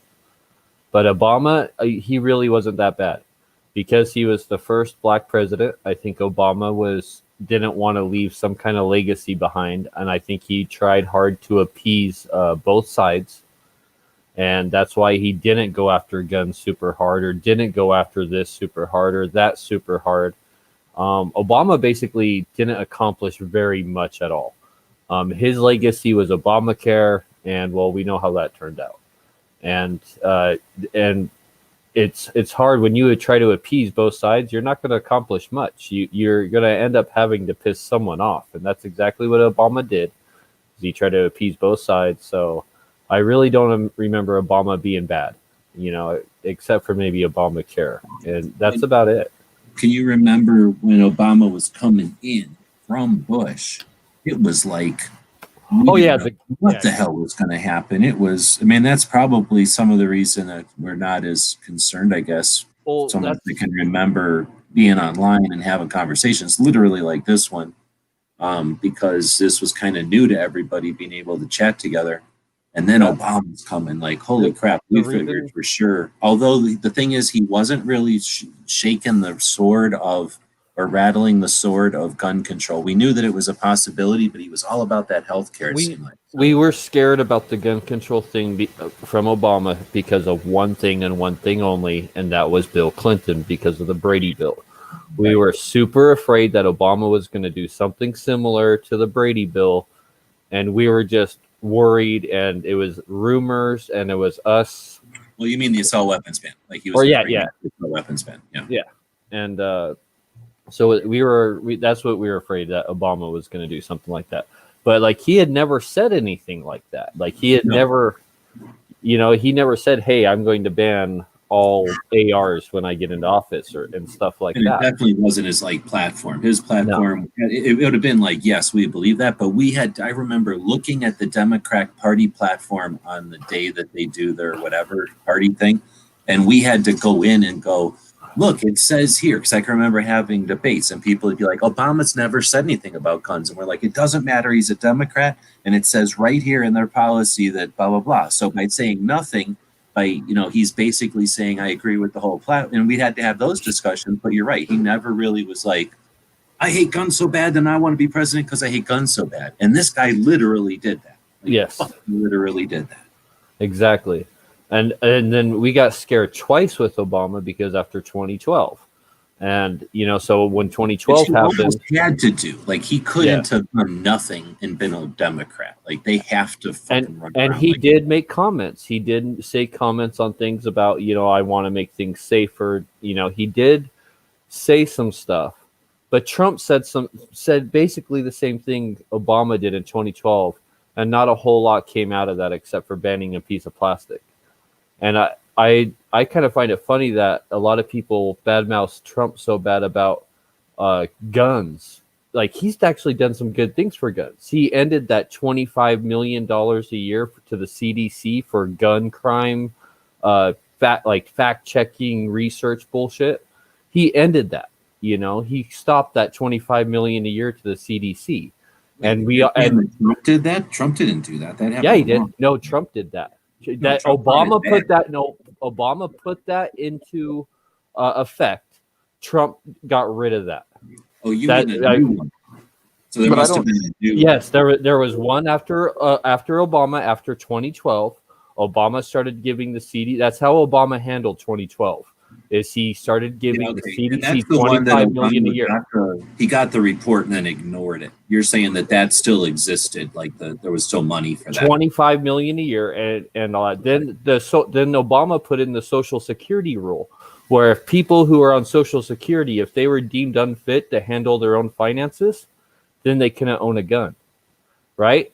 It hasn't gone through yet, but it's in the court system right now. But Trump pushed it into the court system to rescind that, right? So he fought against that. So he was saying hey, even if you can't manage your own money properly, you should still be able to own a gun, right? He pushed that through. He that study of gun violence thing from the CDC, he got rid of that. He's the one who suggested arming school staff at schools and wanted that to be in. He's the one who fought against the New York gun laws that they pushed into New York, right? And took that to the Supreme Court to be overturned. He's the one who it has the thing in the court system to have the gun ban on the federal lands rescinded, so you can carry guns on federal lands. There's a lot of pro-gun things Trump does, and all I ever hear is bump stocks, bump stocks, bump stocks, And I'm like, well, let's look at all this other stuff, let's not pretend that the worst mass murder in history didn't happen on his watch, and he had to do something. And the thing he did was about the most minimalist thing he could possibly do, honestly, out of that. Everyone else, and there's other things. There's a lot of other gun things, he's the one who wanted to, he mentioned something about the ATF waiting times, right? And I don't know exactly what he did to that, but he did comment on that.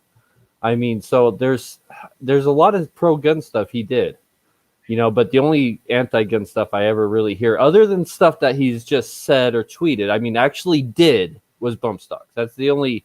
I mean, well, is lack of doing anything while he had Republican House and Senate something that he kind of has to answer for too, though? now you say lack of doing anything. I mean, like I just pointed out, he did do a lot of stuff. Maybe we didn't do this stuff that some of us wanted. Yeah, don't say lack of doing anything. Just say lack of doing some critical things that some of us wanted, or some people. Exactly. Did he get any legislation passed? Is the question, I guess. Well, then here's the other thing. Could he? And I'm not gonna I'm not here to defend him. He is the president. And I thought he was better than Clinton, so I'm going to give him that. I don't care what. I definitely think he's better than Clinton. Is he better than somebody else? No, because somebody else could have been better than him. I don't know. But anyway, so I'm not a Trump or an anti-Trump. But basically, I definitely am of the opinion that he got more media, not just focus, but like abuse and like annoyance and like just pettiness that it had to be distracting. There's no way that a president, if he would have had a presidential campaign, if he would have had what's the word, the term without all of that, then who knows what he could have done. But since he was getting constantly annoyed in the constant court case, just constant scrutiny and abuse, like could he have ever just done anything? You know what I'm saying? Like it's sort of like being rained out. Like if he was constantly getting rained on, did he ever even have a chance to do anything without rain? So who knows what he could have done, but that's a potential what he could have if he would have, but he hasn't given us any indication he was gonna, and he never said like, I really want to, but, so I'm just being optimistic, I guess. Well, and he did do a lot of stuff that was good for all Americans, not just a certain group of Americans, like, pro-gun people or anti-gun people. He did stuff that was good for all of America, like, getting rid of the Iran deal, trade tariffs with all these other countries, giving all this huge foreign aid and money to all these other countries that literally burn our flag in the streets and hate us. I mean, on a worldwide stage, he did a lot good for America. He kept more campaign promises than any other president in history. So, I mean, I like fact check that. I mean, like the stuff that he ran on, right? Like he really tried to do it. And we, because we're gun guys, like to look at it from the 2A side, right? And when we get so focused on that, we miss a lot of the other good stuff he did for the entire country. And the media was always after his ass consistently.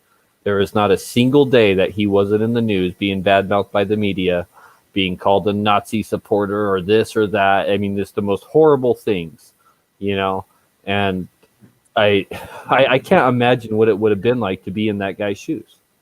Can I voice something that it's going to be my unpopular comment of the day?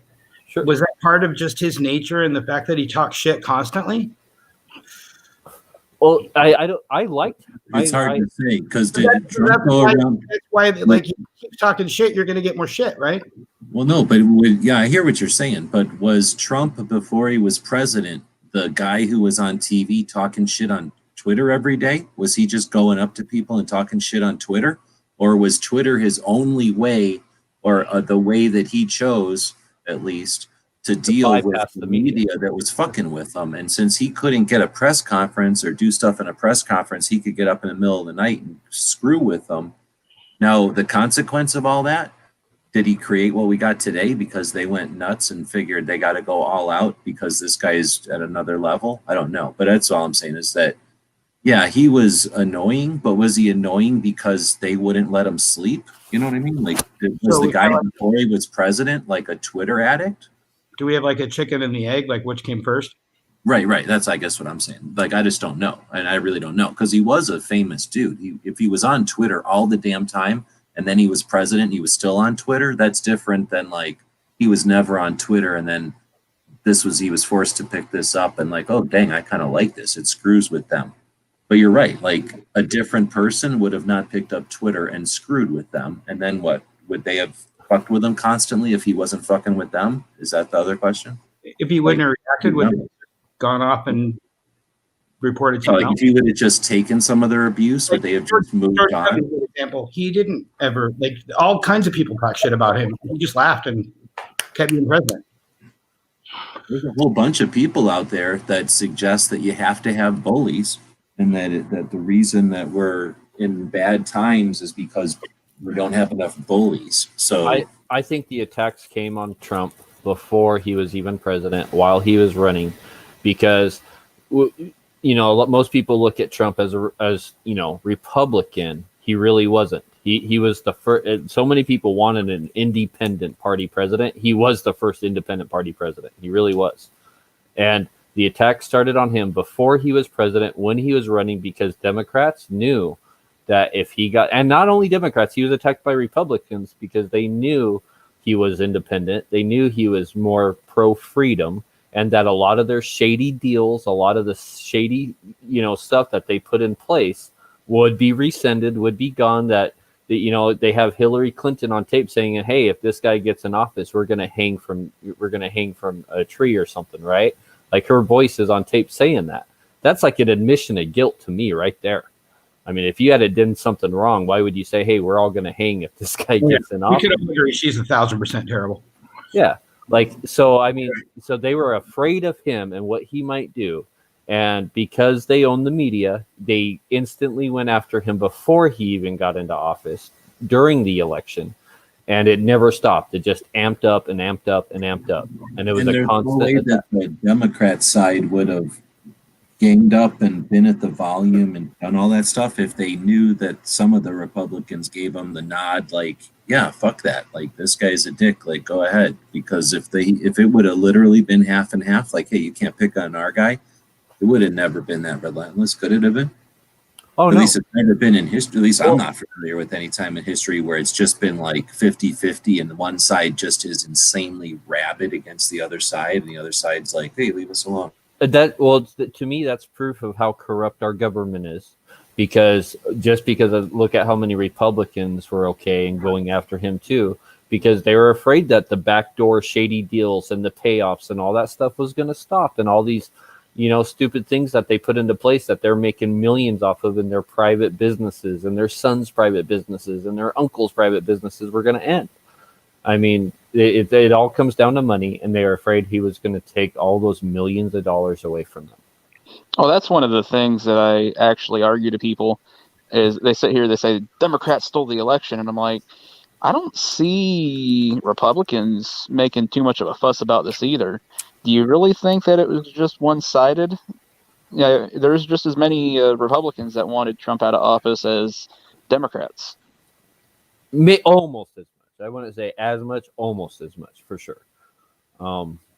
Which is unprecedented, And it's, let's face it, Washington's you scratch my back, I'll wash yours type of system. And and Trump definitely ruffled those feathers while he was in office. I mean, he really did, which I'm happy about. That's the kind of president I wanted, is someone who was going to get in there and shake things up and stop the shady stuff that was going on, drain the swamp type of thing, right? Well, that was his goal. Yeah. That was his goal. But here's the thing. In real life, do you get to go in there and accomplish everything you want? Like, it would have been nice, but if he didn't, and obviously he didn't, what are the consequences? So in real life, when somebody says, I'm going to point over there and that's what I'm shooting for, and they shoot for it with, earnest, and they do their best job, and everybody's going to say, thank you for doing it. You did your best job, but you didn't reach there.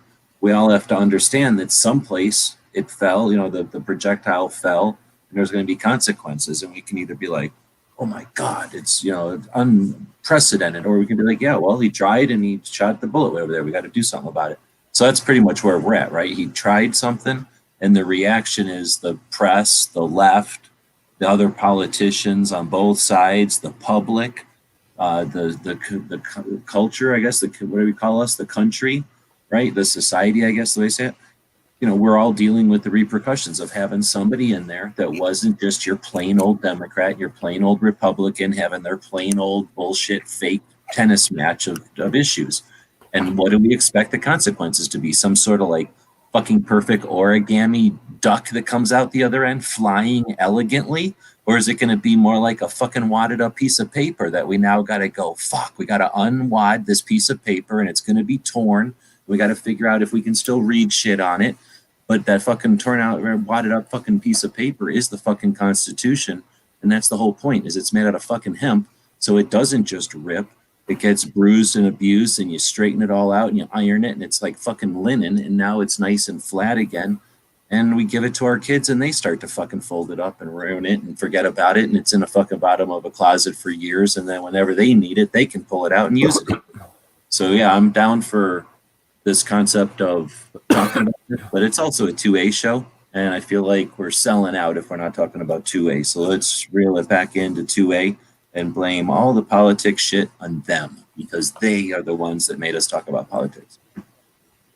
But anyway, any other 2A stuff? We're better about the 2 hour mark. I'd love to know what Dead Horse thinks is going to happen this weekend, if the false flag is a thing, or if it's, like you said, Oh, good question. Yeah. or we have no, because I know him to be a really good student of, he's one of the smartest dudes I've ever met, and be a really good study of history. Like, he knows a million things about a million things. So I love. Do you two need to get a room? Something going on here? Do you two need to get a room?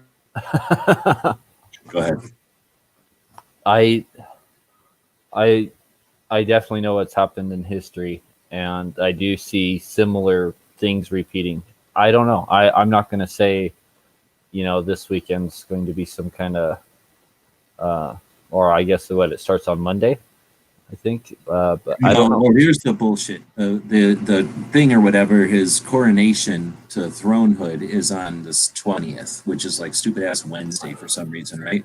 The Virginia Citizens Defense League has their, I don't even know how many year annual lobby day.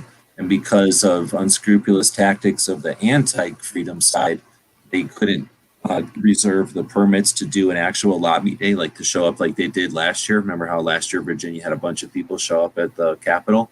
Yeah. So I got big ups. They're doing a drive-through, like a parade type of a lobby day, and it's called Rolling for 2A, or Rolling for the 2A, sorry. So it's hashtag rolling the number for the number 2A. And that's their campaign, and they're painting this on the side of big giant tour buses that they painted orange or wrapped in orange.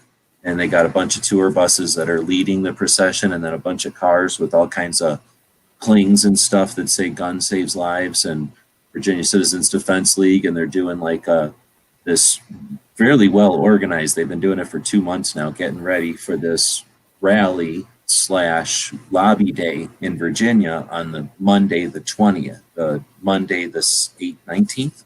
Gotta go look at a calendar. Monday the 18th, right? So that's been on the book since years. They do this every single year. So it's just been on the book as an annual thing. Well, what's his face's coronation to thronehood is on the 20th on Wednesday, and this weekend is the 16th and 17th. So somewhere in the middle of December, I started seeing the yellow and red flyer for this armed Capitol rally. And I was like, well, that's weird. And there's no indication of who this is from. And it's red and yellow. And it just seemed weird. So I assumed it was some sort of Reddit garbage that was just floating around. So then I didn't see nothing about it until maybe a week ago. And then I seen somebody else say something about it. And then Walt made a video a couple of days ago. And then the Minnesota Gun Owners Caucus made a video all impassionately like imploring people not to fucking go to this thing. It's bullshit. And then I seen 2 other videos come up from stuff in my feed, people saying about like, don't go to this thing. And I thought, what the hell would I possibly have a channel with 167,000 viewers, back in the old days? It's not like that many people watch my shit now, but there's no way I could live with myself and not have put up a video letting everyone know, again, this is a fucking false flag bullshit thing. So I posted a video. So that's about what I'm aware of, that this thing kind of came out of nowhere. It set itself up to be the 2 days before the Virginia Citizens Defense League annual thing, and like the weekend before His Highness's coronation. So I think that this is complete bullshit, false flag. And now that I've seen the amount of fake outrage, the amount of theater bringing more troops than we have in the Middle East to the Capitol. Come on, man. This is definitely theater. This is definitely false flag bullshittedness. Anybody that shows up is a dumbass.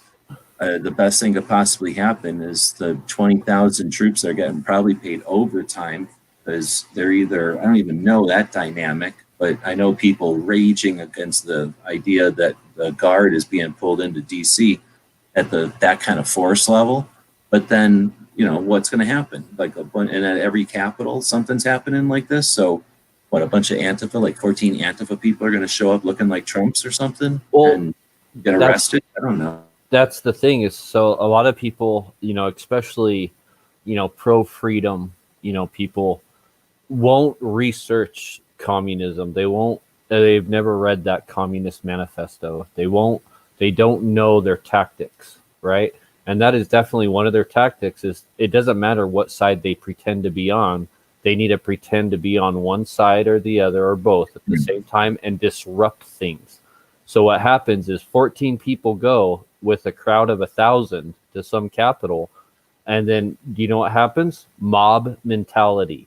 And Trump supporters or Biden supporters, it doesn't matter what side, but they'll fall for it. And because of that mob mentality thing, so a couple people start getting upset.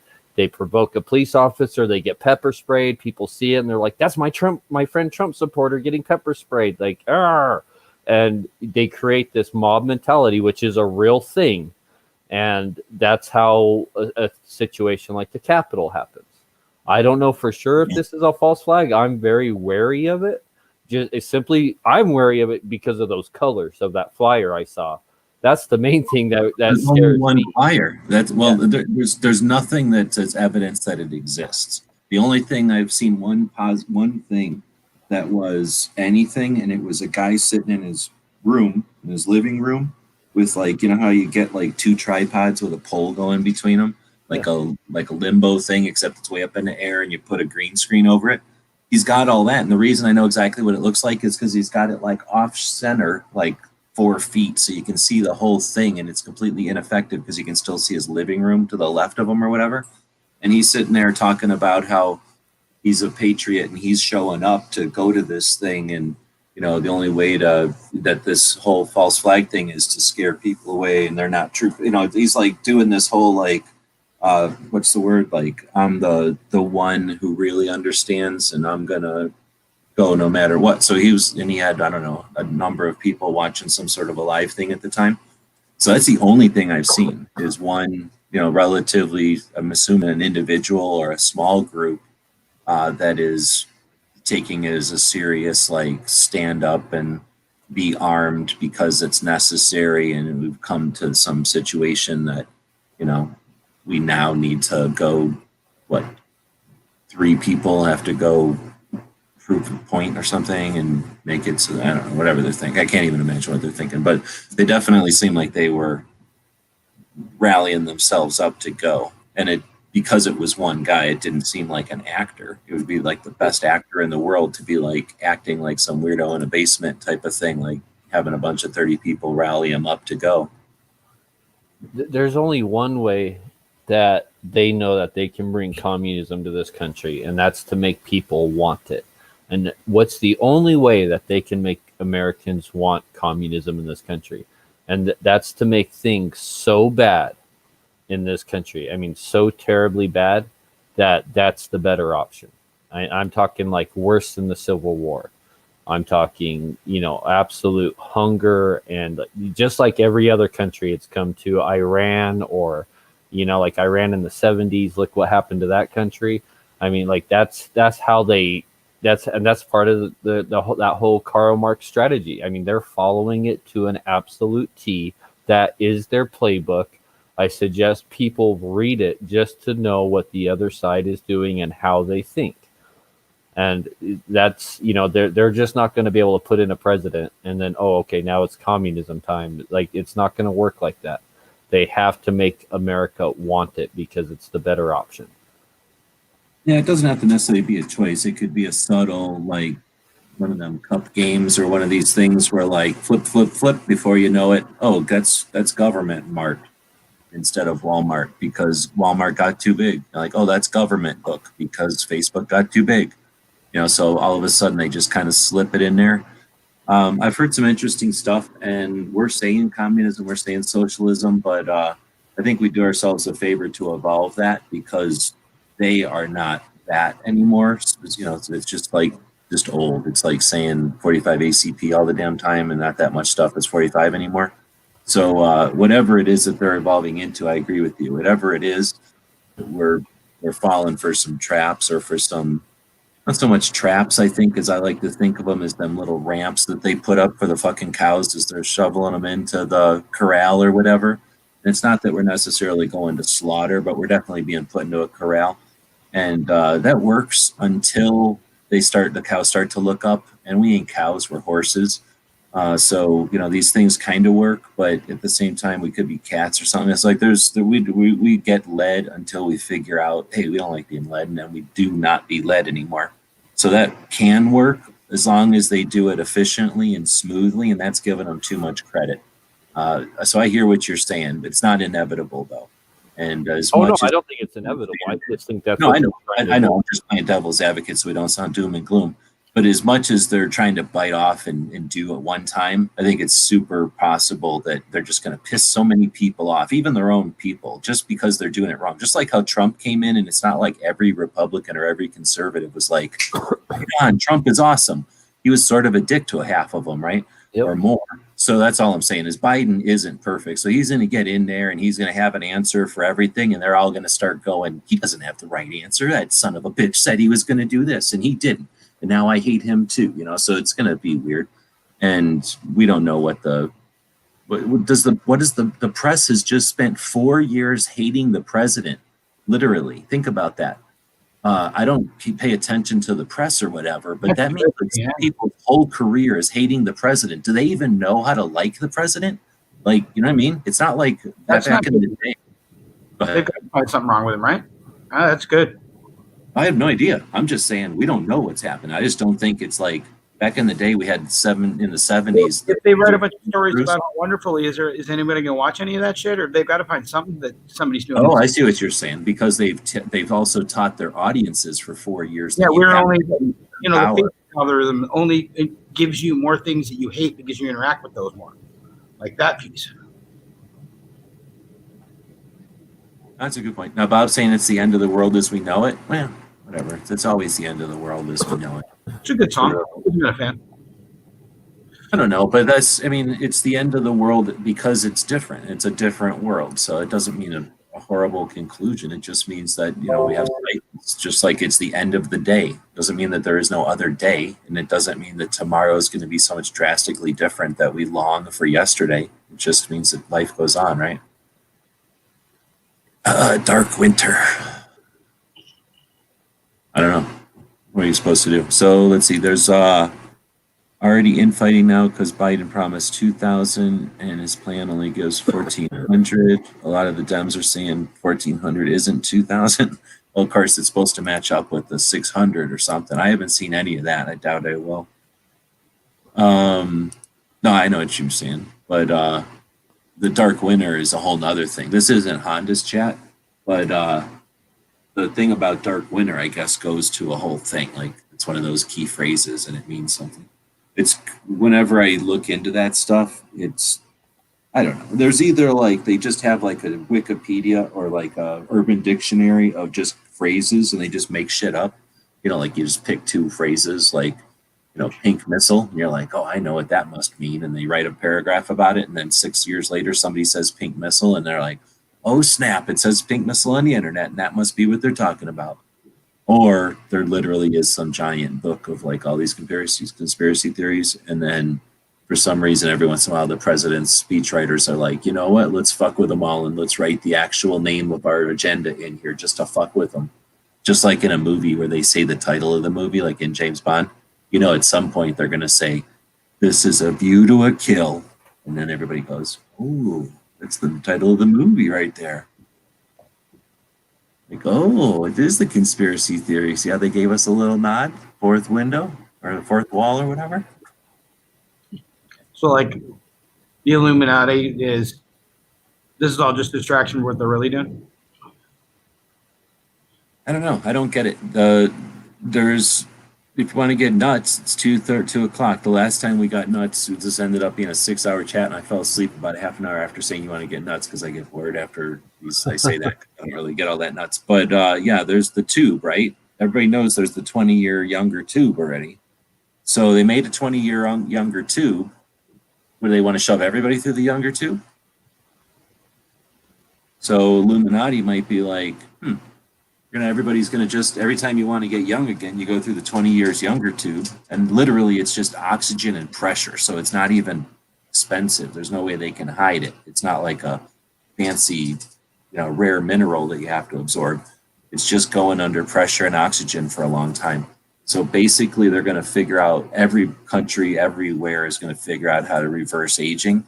And since you can jump through it twice, old people are going to get younger effectively, so people aren't going to die anymore. So yeah, if the Illuminati's like, crap, they figured out the old people, or the young tube, like, we got to get rid of as many people as we can before, there is no more. Well, they're going to be growth still. People are still going to have babies, but I don't know. Will people stop having babies? Because I don't know. So that's a whole other thing. So Illuminati, yeah, I mean, if there is somebody messing with this whole thing, yeah, they better start messing with it before we get the young tubes. Is there a name for those young tubes? Yeah, I know what you're talking about, but that would be one of those things that the common folk like us, we're not going to get anywhere near the tubes. What are you talking about, dude? All you have to do is go through a tube for like an hour, or what is it, 6 hours or a day, some amount of time with oxygen and pressure. They're going to be able to put them underneath the buildings. It's going to be like the smuggling or like the speakeasies of the day, except that you're going to go in and people are going to be like, what happened to Woods? And then you'd be like, I'm Woods' younger brother. And then it'd be like, damn, like he went through a young tube or whatever they're called. The vaccine is sterilizing us? Exactly. Because, yeah, you're about to go through a young tube and be as young as you want. That's what I'm saying. Like, are they going to assume people aren't going to go through a young tube and be like, let's have the good kids this time. Like, now let's do it right. Right? Like, screw them other kids. They can go get young again and do it over. We're going to have the good kids now. And then, boom, we got a whole pile of new kids everywhere, which are just going to go through a young tube as soon as they get old. Right? So, yeah, sterilize everybody now. And you ain't going to make people get sterilized. You're going to have to want them to get into fights about who's going to get the shot first, right?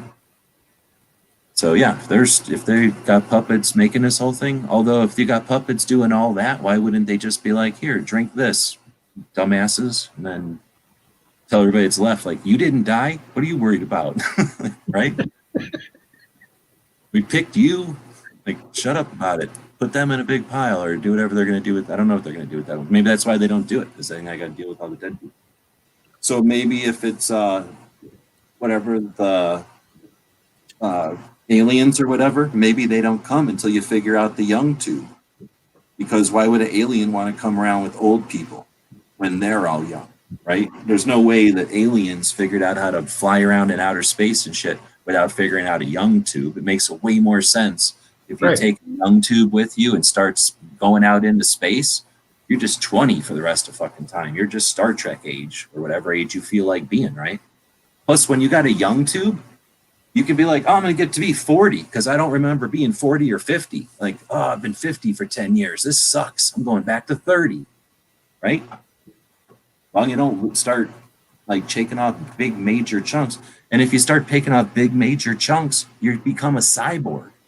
And then it's like, oh, I'm getting rickety. I'm going to buy new cyborg parts and jump through the young tube so my heart and eyeball are good again. Because chromosomes are chromosomes. I'm telling you, the future's awesome. And everybody's like doom and glooming because of Biden. Like, yeah, it's going to be annoying.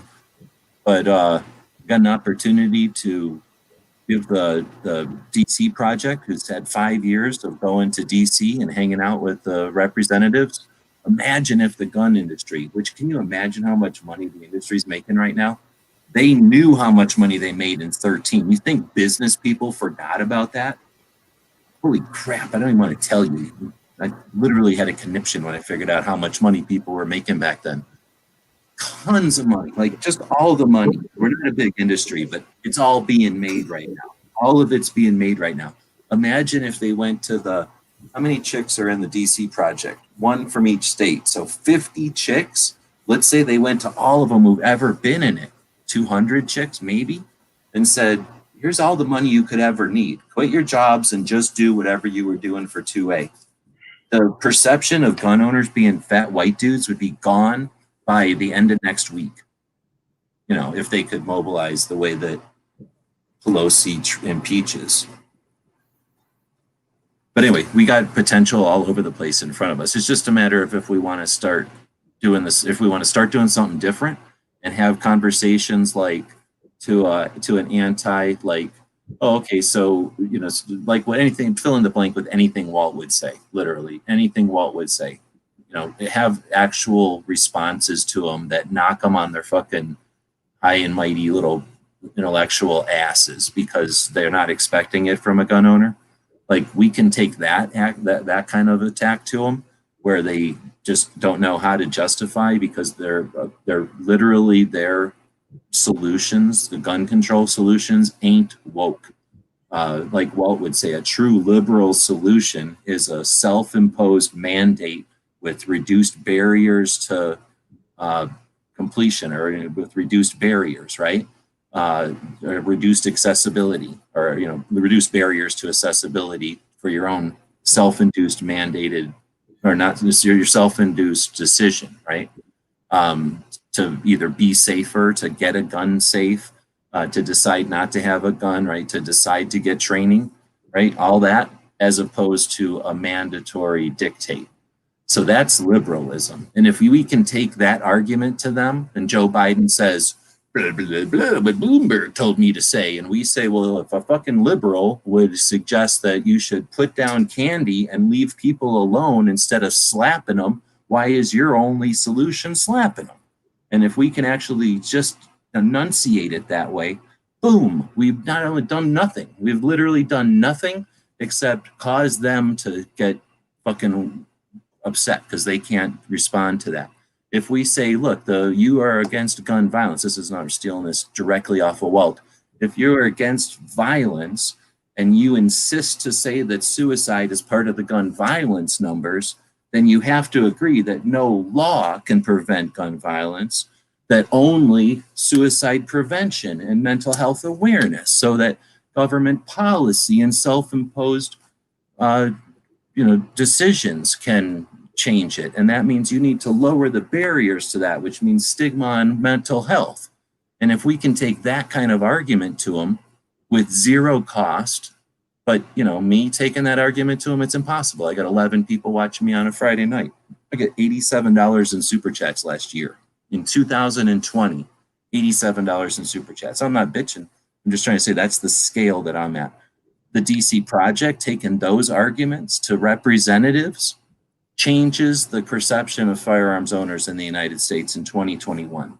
And I think that could be done with them being aware of the fact that they are the leaders of the new 2A, and all the people who are sitting around with money just also understanding that, and then making it possible for them to do whatever creative shit they feel like doing. Because they could literally, 50 chicks could end this. And it could be like, I don't know if anybody watched Colion Noir's video. He's like, gun control shouldn't even be on the agenda politically. It should be a given, just like we can drive. No one says like Democrats say we should drive and Republicans say we shouldn't. Like that's not a political thing. Everybody drives. Guns could easily be put on that shelf. It just takes our moms to do it, our grandmas to do it. Right now, they've created a perception. Bloomberg is paid for a perception that our moms want our guns. Our moms can change that perception. Our sisters, our daughters can change that perception. And they could. I mean, I'm not going to say they will because there's too much shit involved, but yeah, as easily as we could turn into horribleness, we could flip it to their guns aren't even an issue anymore. And we're literally fighting with each other about how to get rid of the NFA. Practically, like in real life, like how to get rid of it soonest, not just whether or not theoretical we could. Because think about it, we've been having the same fucking discussions on these online chats for the last 10 years. There's no possible way the discussion can stay the same. We are dying. I'm fucking dying. Everybody else is dying. The Waltz and the young kids will take over these discussions, and they will not have the same discussions as us. So unless they hate guns and quit having the discussions, it'll change and it'll evolve, and the antis will have to either think about it. They're having to depend on a fucking Bloomberg, the 14th richest fucking dude on the planet, to fucking give them marching orders and incentive. When if they don't have him, is there not an anti anymore? It's just a bunch of, desperate politicians wanting legacy. Are they going to spend their fortunes on it? Their meager little tiny fortunes compared to his? He's dropping the equivalent of $200 a year on it for like us. Anyway, I'm preaching. Let's see what's this private thing say. Yep, you can say that. I'll shut up. I was just looking at the internal one. Well, I use this one all the time at my coworkers. There are almost always, I'm going to say non-gunners rather than anti-gunners. They do the narrative. And I always use that argument that gun laws are inherently racist and anti-poor, because they always want to tell me, we just want sensible gun laws. And I'm like, well, any barrier you put up is inherently racist, because the browner and poorer people will have a harder time getting access to whatever that is. Like, white guys like me, we'll be fine. So you've just inherently your own rules going to make it so just the older white guys are going to have guns. Is that what you want? Woods, I've brought that up to people, and the resistance I'm met with is absolutely astounding. People do not want to hear it.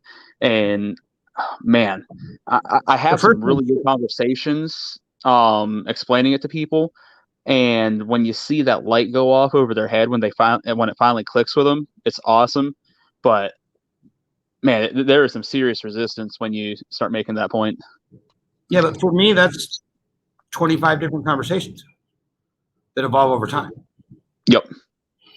So the first time, they're like a bunch of words, and then they think about it for a while, and it sits with them. They think about it. They don't like barriers. So, I think a lot of the reason I am met with resistance is a lot of people that I end up saying it to are that stereotypical old white guy type thing, and they've been hearing so much of this white privilege BS and all that recently, that as soon as I even start on that train, they conflate it with the white privilege stuff, and they don't want to hear it at all. And then I tell them that they're creating more white privilege by doing that. Well, it's also a resistance. Like, I don't want to hear somebody tell me about whatever, blah, blah, blah, right? Just because I'm old and I figure I already know it or whatever. But a youngin' who's not had a whole life of having somebody tell them blah, blah, blah, is still accustomed to hearing blah, blah, blah and incorporating it into their whatever, into their equations, right? So, I don't know, there's got to be something to that. Like, what might not work as a message to one group, it may not be it could still be effective to another group, even though the message isn't perfect. It's still useful. I don't know. I've actually tried to avoid the racism part of it and actually go more into classism. And then if I'm talking to somebody that would be part of a minority group or something, after I go through the classism part, I'll start to tie in the racism part. Well, I hear you. I think it depends on who you're talking to. Yeah, 100%. But I think leaning into the racism part isn't necessarily a terrible thing, because they've been throwing that word around for the last, 2 years? If they don't like the idea that they might be creating more racism. It really fucks with them.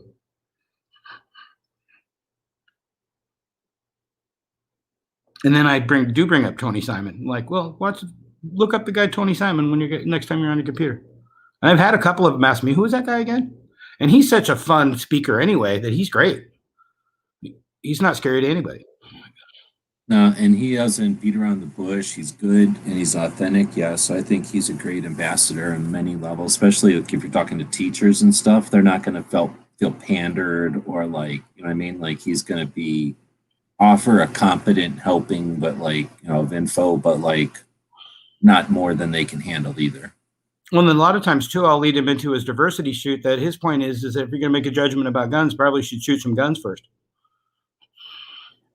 Well, and not in a challenging way, like, right? No, like, no, but like, feel hey, free to join us so that you can make that decision, as opposed to like, what do you know? You've never even. yeah, no, yeah, definitely the way he does it.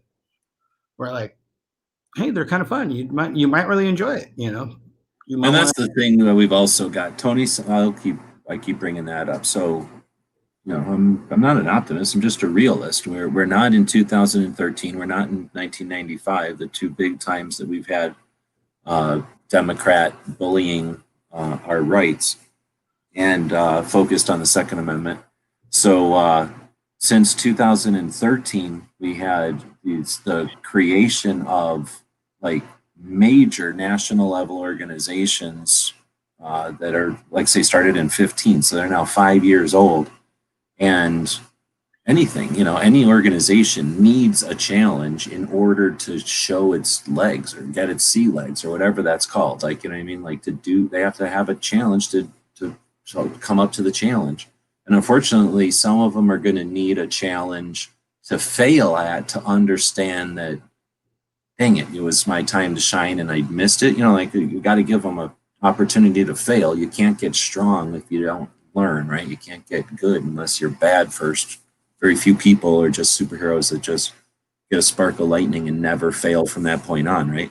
So we have to be realistic and still support while people fail, as long as they've got worth in them, right? And we got to also realize that if you know, I'm just thinking off of my chart, you know, that I've dealt with, I think of it visually, you know, we're talking, let's say 10 organizations that have been brought up on the national level or come to the, you know, different angles from the nationals at the national level for us. If 10 of them exist, like, for whatever reasons, maybe 3 of them will fail, like they'll be gone at the end of all this, you know. And worst case scenario, flip. I've never heard of that. I don't think it could happen, but, you know, we can't be stupid about it and then be like, oh, one of them flipped, we must rethink our whole thing, you know, mid stride. So anyway, just some of that I think is worth being aware that we've got different allies. We've got way more, I don't know what to say. It's not even diversity, just so much different troops or soldiers, whatever the hell we're called, activists on this side, just coming at it from so many different ways. And I just don't see the other side. Of course, I wish I've had time to scrutinize the other side, or I wish I knew of someone who has been scrutinizing the other side, or if we've got people from the other side who've come over, or if the other side does something to the equivalent of Minuteman and offers valid insight to their side, because so much of their shit is literally propaganda. But honestly, we've got a Bloomberg guy with a massive gripe who's looking for legacy, and we've got a couple of horrible asshole politicians looking for legacy, and then a bunch of disluted, or whatever the word is, like dissuaded, either exploited victims or people adjacent to victims of, you know, exploited atrocity.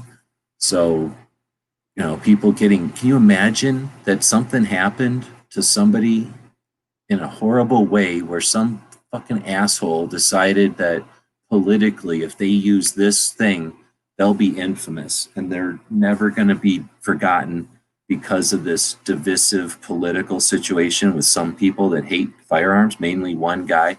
So some fucking horrible excuse for fucking living matter decides, oh, I'm going to do something.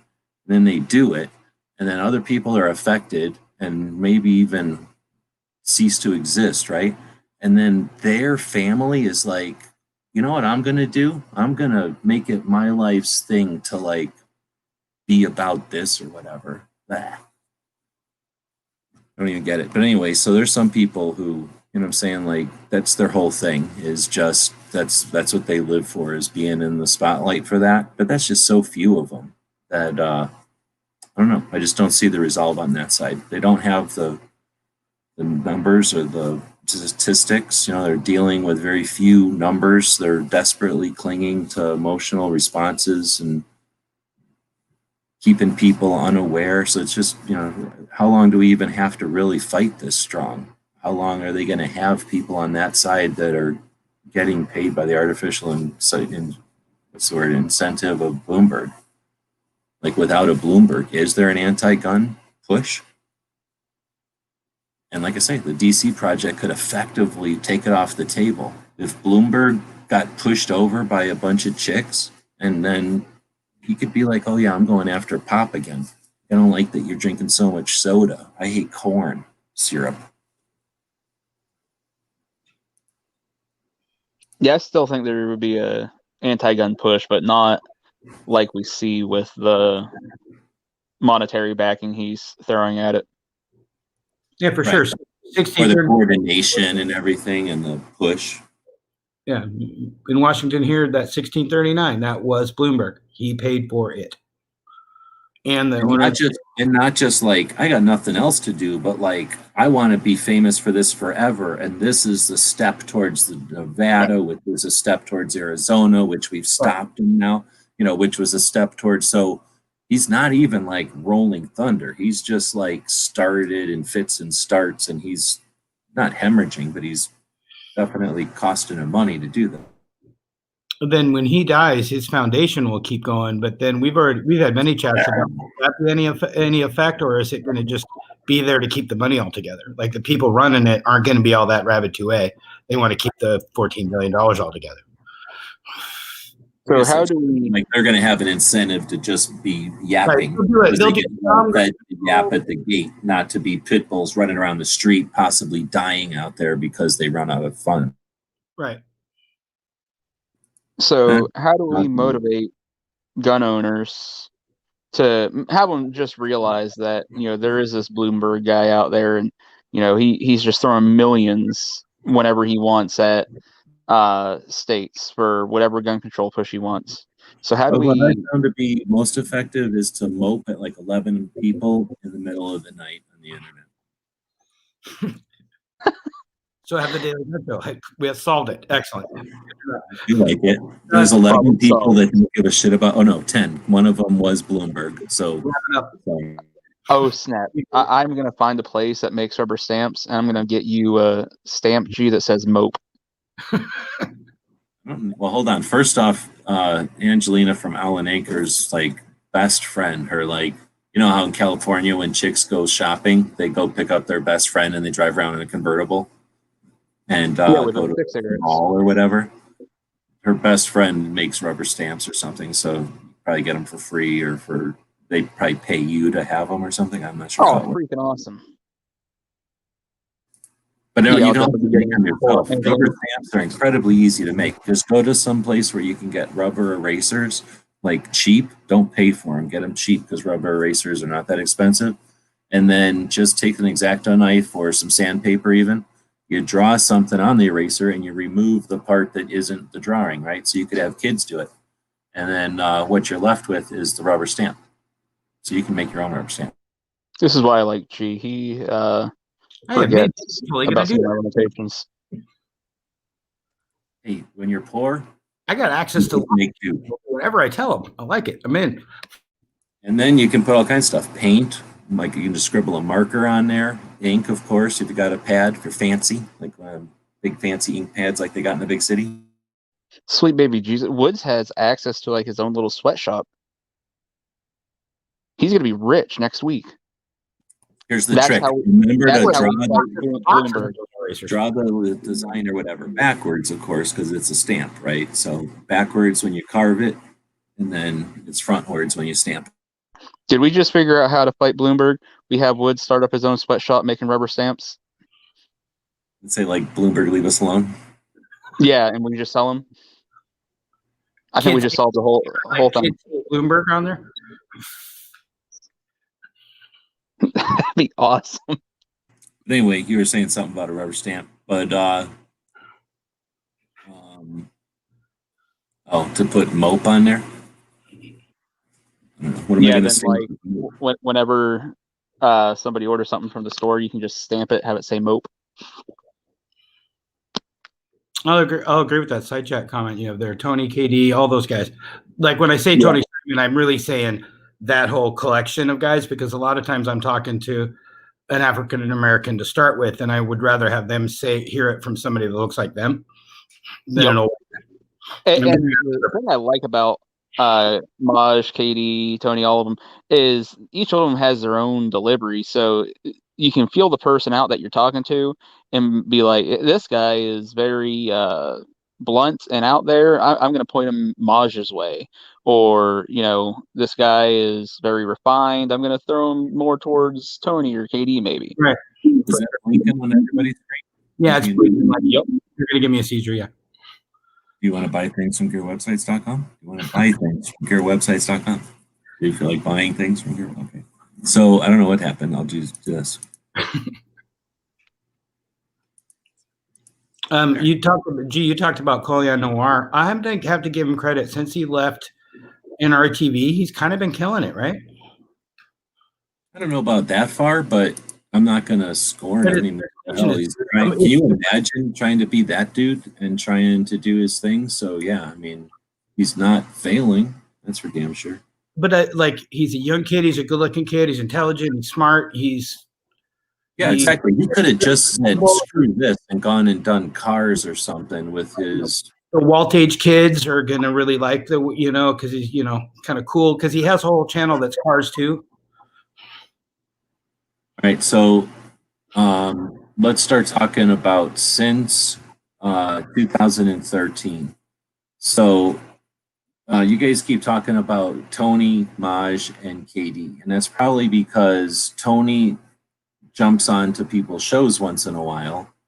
Maj is on Instagram all the damn time, and KD's on Instagram all the time. But KD also gets mentioned quite a bit, and he's on YouTube videos occasionally. But there's lots of other people out there. So first off, let's look at the chicks. So I think in this poster, I did the female focus in like that peach color or orange. I don't know how color it is on the screen. So starting in like 12 really, but we said 13, but you'd got just a mess. And I'm not even talking like a few, but a lot of female national level organizations that I just got to say them all, even though and so it's like this one started in 10. So it technically started way before this, what we're talking about. But again, that just adds to the fire. Like that's just another competent organization that's now 10 years old. A Girl and a Gun, though, they just did their year-end stuff, and she said they had something like 1,300 events. There's only 52 freaking weeks, so think about how many events per week are being done with Girl and a Gun. So that's girls who basically were hanging out, doing their nails and their hair, I guess, and maybe their lipstick. I don't know what girls do when dudes are shooting, and they got bored of watching dudes shoot, so they just started shooting also, and it's like a competition. Sporting firearms competition focused female group, right? Then you got 2012 Well-Armed Woman, and that one's from Wisconsin, another organization that's still around. Then you get 13 from, what is that, Nebraska? 1 Million Moms Against Gun Control, and that's literally started with Million Moms. This is, Rebecca was like, screw that Million Moms. I'm going to have 1 million moms the other way. You've got a woman, I forget what this one is, but that's another one started up in Maine. I got Armed and Feminine. She's dominating over on Gunstreamer for the longest time. But then the big one I keep talking about is DC Project. But then in the training realm, so training females, but then more than just training the females, the what do they call it? The meet or the greet. I forget what the hell they call it. Anyway, they have an event in Georgia each year since 2017 where female industry gets together. So not just all these organizations are out there for 5 years, but they also have been getting together since 2017, realizing that they are an element, a large element of our industry. They've been getting together, right? You've got other organizations as well, but I mean, we're talking many major organizations, and those are focused on chicks. So now let's get into members of communities, right? So you guys already talked about Tony in New Jersey, a Marine who said, wait a minute, I don't like the laws here. Let me start taking people to the range, give them an opportunity to experience and shoot guns if they want. Maj basically going on the streets and just literally on the streets giving firearm safety lectures and that, or whatever, not lecture, but whatever, talking about firearm safety with people on the streets, and then evolving that to raising, on his way to raising $1 million to go to multiple cities to do firearms awareness with some other things, more of a libertarian spin, but definitely doing it with, like you say, a style and a scale that's his own. We don't even have Argo in here, who's another dude who's doing a movie, but then we got KD in here who's doing it from doing his grassroots activism from the making people aware of their life equity, I think is the way he calls it, or something, and then concluding with firearms being a way to protect what you value. So yeah, definitely doing it in different ways. But then you get Smith, who does the national level organization, the Black NRA. So NAGGA, National Association, it's NAAGA, National Association of African American Gun Owners. And they were going to have their first NRA convention, basically their first national level convention in 2020. It got kicked to 2021. Then you get FASTER, which is insane, which is firearms instruction in the schools, again, based on the bullshit that happened in 13, done by a professional pilot, and just amazing success with that, getting firearms instruction in schools. So not taking it, like pushing it on schools that didn't want it, but giving it to schools that wanted it. So precedent, resource, experience, and then just a massive amount of teachers. So, we have stuff there. We've got, this was an offshoot of the, what was that thing called? That educational thing called back in the day, where Project Appleseed. So back in the day, Project Appleseed was an educational project to get kids involved with both history and shooting. Well, they had a little squabble, and this Revere's Raiders popped up in 2015. So now we go back to national history / firearms awareness and skills and marksmanship and like black powder. So it's like just an interesting another little take. You got Kid Safe with Derek up there in your neck of in Oregon, teaching kids, working with Bass Pro. And then Mike, right? Holy crap. Mike, I guess you could say hold my guns. I don't know what they're really doing, but Mike getting with doctors and making doctors aware. So, you know what I'm saying? There's just a ton. Oh, and then I totally forgot about Pink Pistols, which have been around for 22 years now.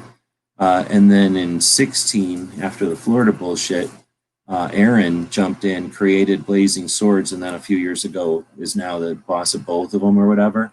So yeah, I mean, that community, the LGBT whatever community is all, now not just separate, talking about guns online occasionally, but, has a president and has an actual, whatever the words would be called, organization to it. And then what else am I missing? I mean, who all knows what I'm missing that, I just know what I've known, not to mention books though. Somewhere in here, the scholarship and the awareness of the legal side of it is not just written, but, gets disseminated. And then let's not forget, why can't I think of her first name? Why can't I think of her first name?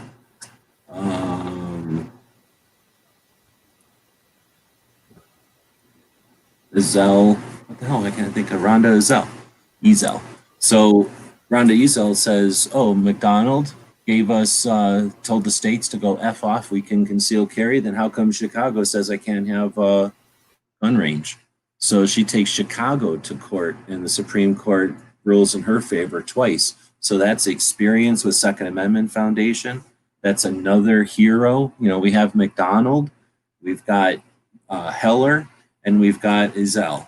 So, I'm saying, like, and when was Heller? Heller was before 2008, but McDonald has passed, but, we had, he has passed away, but the McDonald case happened I guess it happened in 10, but Ezel's case happened in whatever, I guess 14 or something. So anyway, that all happened fairly recently in recent history for sure. And then what the hell? Then we got Cheryl Todd. Rondo is actually on the Daily Bullet recently as well. Yeah, if anybody wants to go back and check that out. We're getting weird feedback from probably me. So then, yeah, she's still active. Chicago Guns Matter is still, and that's the best thing is she did all that, and then instead of just doing it and like profiting off of it, she just turned the story into a website, and then is there to be a resource for people, and just doing her thing. She's also a firearms instructor. So yeah, I'm just saying when you guys were talking about the three people that we always talk about, Tony, Maj, and Katie. Definitely. I mean, they're awesome dudes, but they represent a whole slew of people that we've had on board since 2013. And then I'll say it again, all of these organizations are looking for an opportunity to do something, right? And none of them that I'm aware of, and wait a minute, do I know every single person? Yeah, I pretty much met every single person at the top of this. I've definitely stood in the room with all of them. I'm pretty sure, except for this girl and her, I've shook hands and said, hey, if you ever need anything, let me know, to everybody on the top of this page. So all of these people know each other, and I can tell you that they are not egotistical sons of bitches looking for glory. Most of these people begrudgingly represent the organizations they created because it's important, but it's like a task that they have to do. So we've got a whole different slew of people. Unfortunately, unless a whole bunch of people tell them that they are our heroes and we not just depend on them, but we anticipate that they are going to be able to do whatever they need to do with ease. You know what I mean? Like they need that message. I don't know how to get that message to them. So I think the question originally started, how do we get the gun owners to blah, blah, blah? Gun owners don't do shit. Gun owners follow people who do. These are the people who have done and have proven that it can be done and have fucking done it. All we got to do is empower them to keep doing and maybe give them the opportunity with some money, because we're capitalists and that's the easiest way to do it. Make it possible for them to fly, and then they're or learn from them and do our own thing. Oh yeah. Step up to the plate. Yeah. A lot of these organizations and people I see kind of on a national level, and I definitely see certain ones of those trying to sell a product while they're, doing their thing. And I'm not saying they're doing bad, but a lot of these people are making money out there doing their thing. And so I kind of equate it to big business like Walmart, right? Yeah, we need Walmart, but you know what? It's also important to support our small businesses, right? So like I see, little gun ranges saying, hey, on Thursday night, ladies shoot free. On Sunday mornings, bring your kid in. The kids shoot free. We have a CCW class. If you bring your wife, her CCW class is free when you get yours. And so, like, I see like all sorts of things, like on the not even on the national or even on the state level, but like in the local city level, doing things. And they're not advertising, they're not getting talked about on these chats and stuff because, there's just some random little city in the middle of nowhere doing their own thing. And we often overlook that, so I think it's important. I bet you like every one of us in this chat and everyone listening probably has people just like you had up on that screen that are doing things on a smaller local level because of their budget or their locale or whatever the reason may be.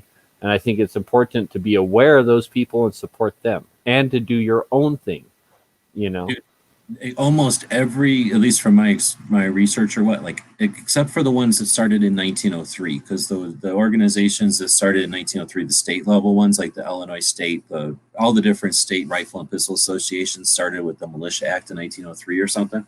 But the ones that didn't start back then that are old, almost all of them were that. Like, oh, somebody got in trouble for trapping, or somebody was getting yelled at for shooting ducks. And then they successfully prevented some sort of infringement, or they somehow successfully warded off some sort of bullshit attack, or they solved the ecosystem issue and made it so that you can continue to hunt there. And then they took that success and kept going with it. And then it turned into the Delaware State Association or the Duck Hunters National, blah, blah, blah. So it's not like very many of these, at least in the olden days, nobody sat around going, oh, you know what we need? A such and such state, such and such. Instead, it was like that. Like it just happened. And then people looked at each other probably and went, well, crap, we can do that in the next county over. Or maybe we should do this for the state so nobody has to fight this again, right? Or whatever the hell. Arizona Citizens Defense League, 5 dudes eating waffles one Sunday. We're all like, I thought the laws were going to be better here, right? And then are like, why don't we do something about it? Nobody else has done anything about it. 4 years later, constitutional carry in Arizona. And Dude, that's how we make those. Yeah, that's how we make those small businesses and those small.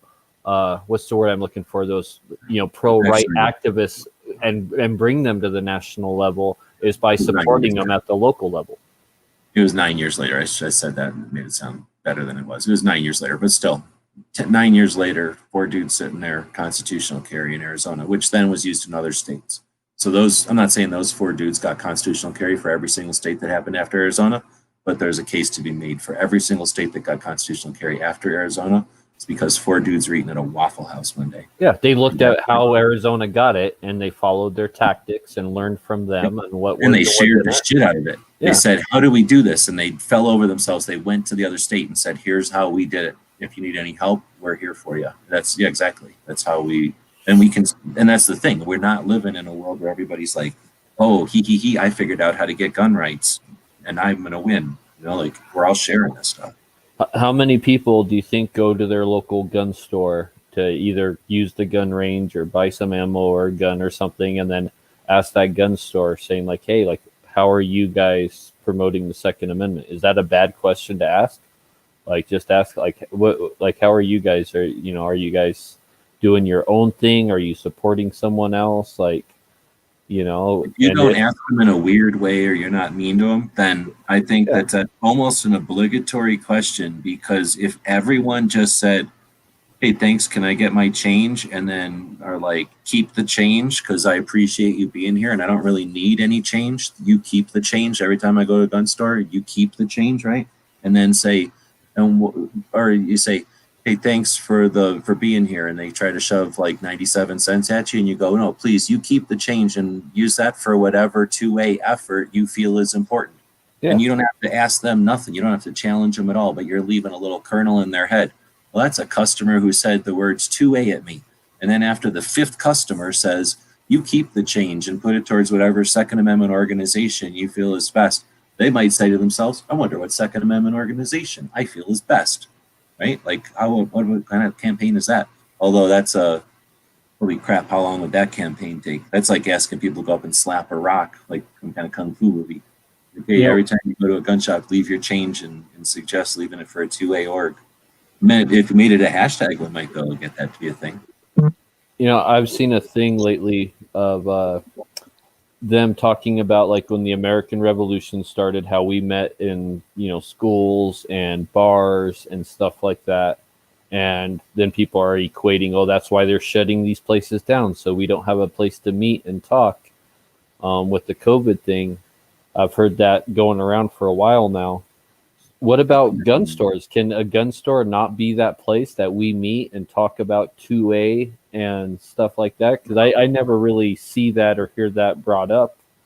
Imagine if like a gun store. We've brought it. Yeah, we brought it up. I'm saying like out like in the world, I don't see it being. Well, here's the thing: in a world where they've locked down, where you have, I've seen some just stupid ass shit where they've got like a big pole. Like, I guess what you know what it is? It's the pole that you'd use on a sign to change the letters up in the air. Like on one of them signs that has a bunch of letters for the sign, and you go up with the big ass reachy stick and you pull your little letter H out of there and you replace it with the letter Z or whatever. It's one of them kind of things.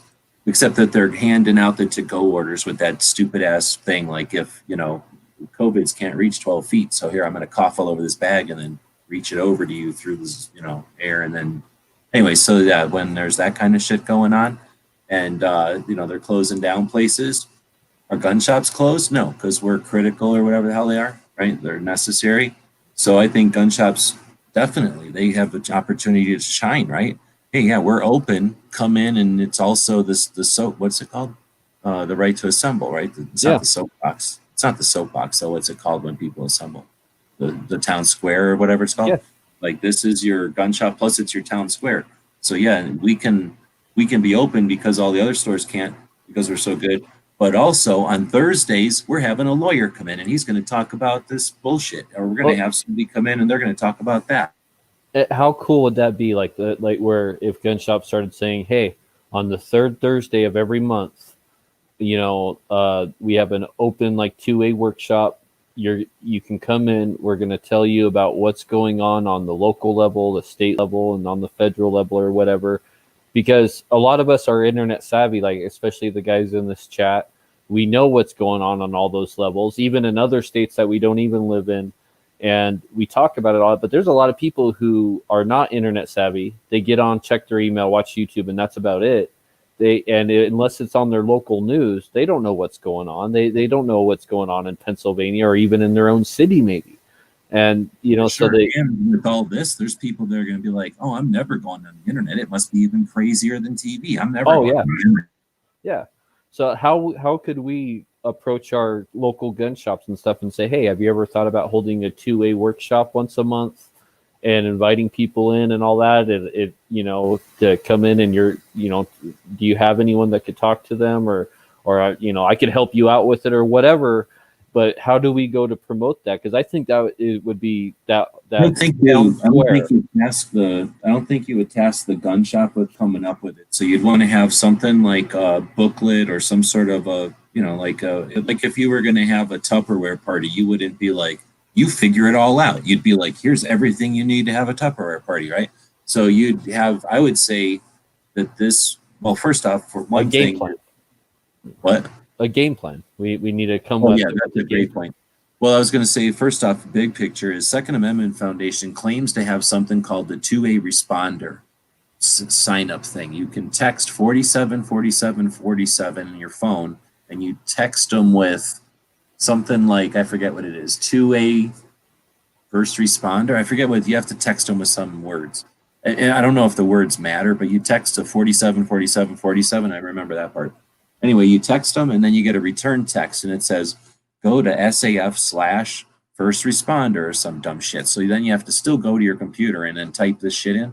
So all the texting thing does is get you a link that you have to go to anyway. And I could go to the link. I've done it in the chat before, but it basically just takes you to a page with like a sign up form and it says, what's your name and info and everything, like your address and your email and shit. And then what do you want to do? Do you want to make content? Do you want to share links? Do you want to do a postcard campaign? It gives you like these 7 different actions you could sign up to do. And then I guess they haven't done anything because I signed up for it 3 times now and nothing's happened. So that's the one thing.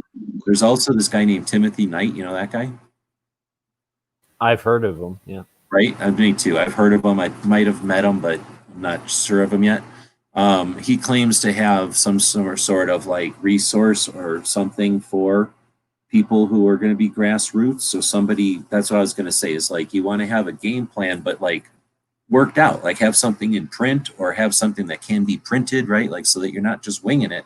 And then ideally have someone who does it, who brings it to the gun shop. So it's not like, hey, gun shop, why aren't you doing this? But instead like knock, knock, knock. Hey, gun shop, like you just said, can I do this on Tuesday? Or whatever, and then that person comes in and does it. And then how cool would it be if someone wanted to do that, if they got support through like a Patreon or just people giving them a couple of bucks so they could literally just do that. And then they get really fucking good at it. Just the same way that NRA, I don't know if you have this, but NRA has regional reps or whatever they're called. And those people raise funds for the NRA. Like really well, like that's their whole thing. They do the NRA dinners and banquets and stuff, and right? Like they'll give away a gun, and So if you got those people to worry about just plain 2A and remove the NRA, or at least take the NRA and add, GOA, FPC, blah blah blah blah blah, then how different would that be? Instead of having a thing where you're just getting like NRA, you go to a thing and it's like little GRPCs in every state 3 times a year. Whoa, how awesome would that be? Especially since in the world of distributed electronics, we could literally send similar messages out to all of those things 3 times a year. Yeah, and like I say, we've got the potential for any of that to happen. All these things exist. It's just a matter of somebody deciding to take the leadership step who has the voice and the authority to do it. And the, I guess, reference, whatever it is, like the people would give them the authority, I guess, Well, to actually test it. everyone that's been in these chats over the years, or anyone that's listened to these chats, I think has the capability of that. I mean, we've all, I mean, we could definitely go into our own local gun store and, like come up with a game plan and approach them logically with a game plan already in place, saying, hey, how would you feel about, like, giving me an hour here on, the third Thursday of every month to, and inviting people and talking about Pro 2A stuff. And, I mean, I am sure there's someone in every community that would be willing to head up something like that, or at least participate in it. Is that what it is? Text protect 2A to 474747? Yeah, that's what I did. I did 47, and then I didn't know what to text them, and then I looked it up. Okay. I'm doing it. Unfairly. Edwards, when you were saying that,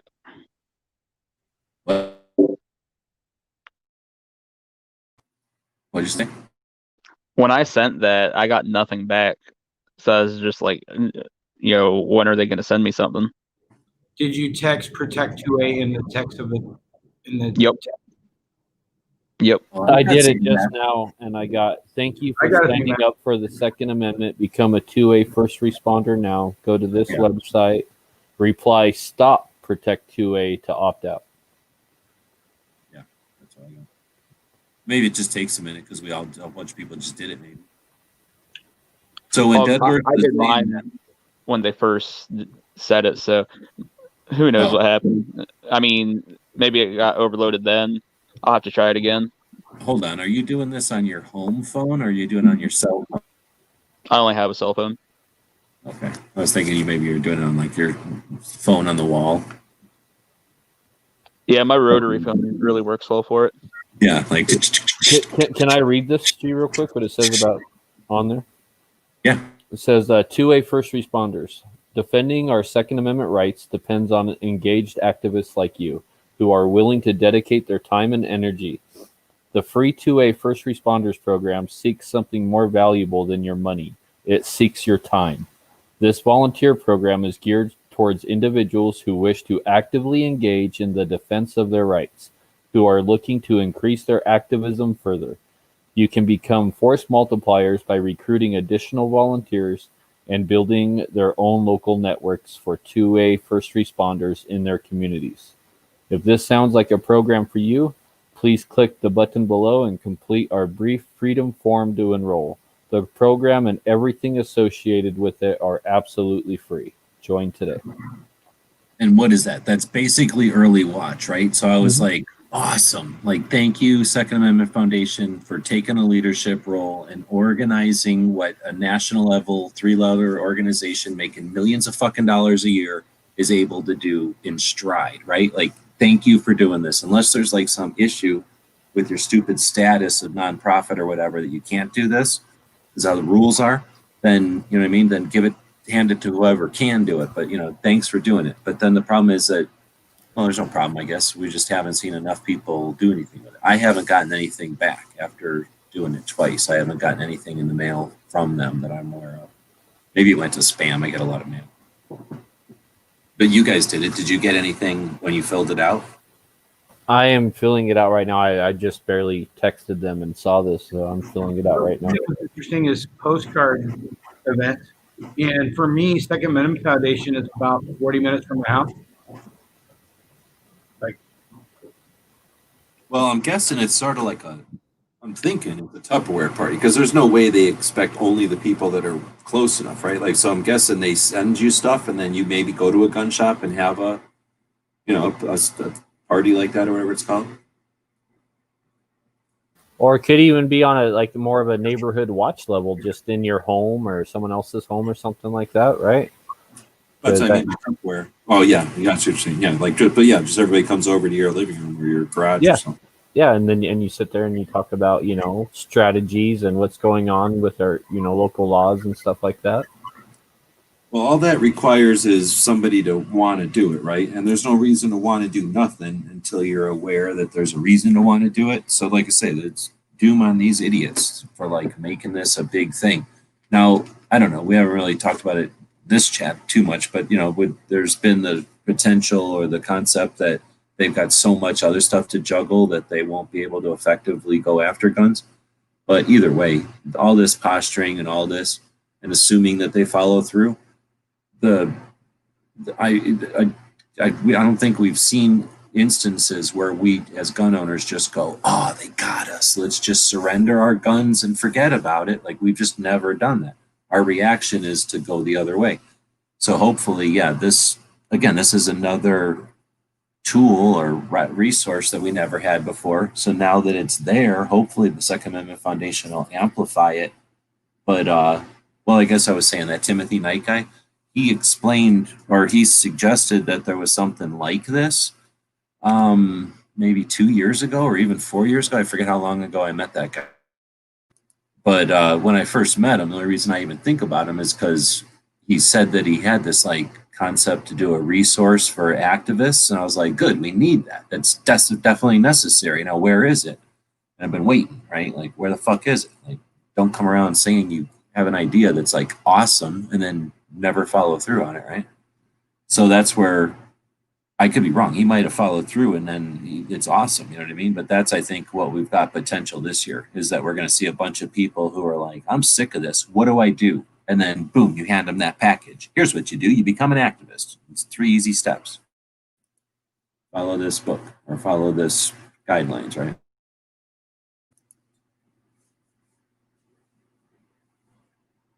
Anyway, so if that happens and some number of people do that, what would we need? A couple in each state to gather a couple or more from each state, and then we would literally not even just each state, each city. I'm thinking like each city and town.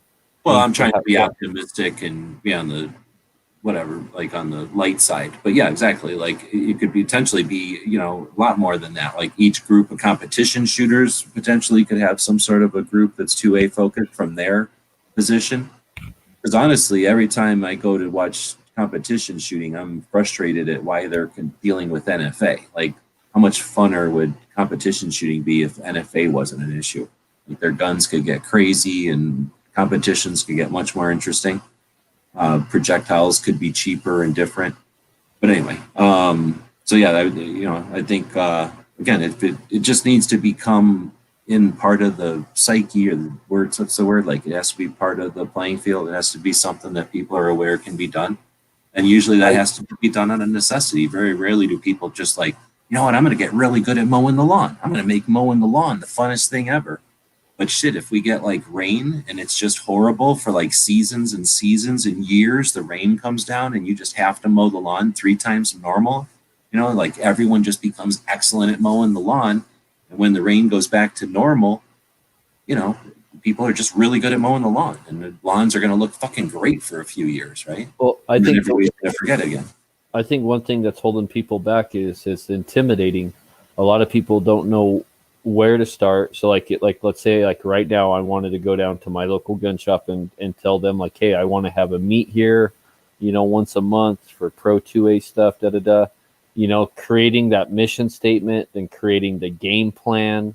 And, for that, like let's say someone just like me, if I was doing it by myself, that would be very intimidating, where we could have one of these chats one night and create that and make basically a game plan for people to follow. And then they'd be free to change it how they see fit for their area and for themselves.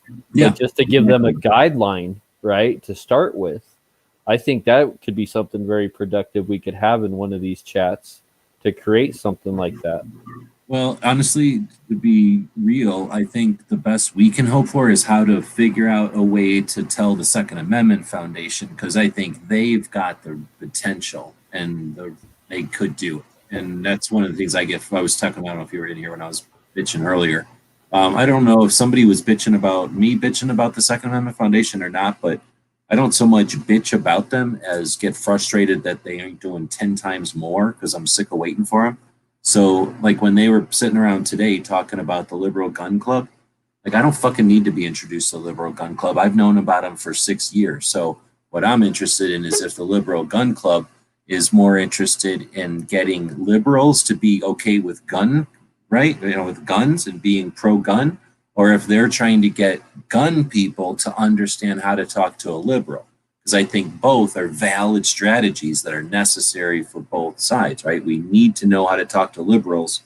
Fucking having a bunch of gun people yell "shall not be infringed" louder is a mechanism that the other side uses to suggest that gun owners are not aware, right? That we're simple and we can only yell one thing, and that we have no facet, we have no depth, that we're just one trick ponies.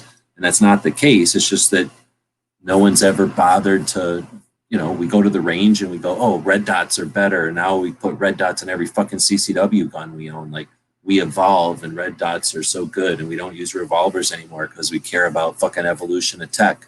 But when we talk to a fucking liberal, we got to say things that piss them off and do stupid shit and run around like a fucking dumbass and never fucking move the conversation at all, right? Because we can't evolve because we won't fucking put down a revolver for a semi. Like, it's ridiculous. So, it's one of those things where we just have to get over that little glitch.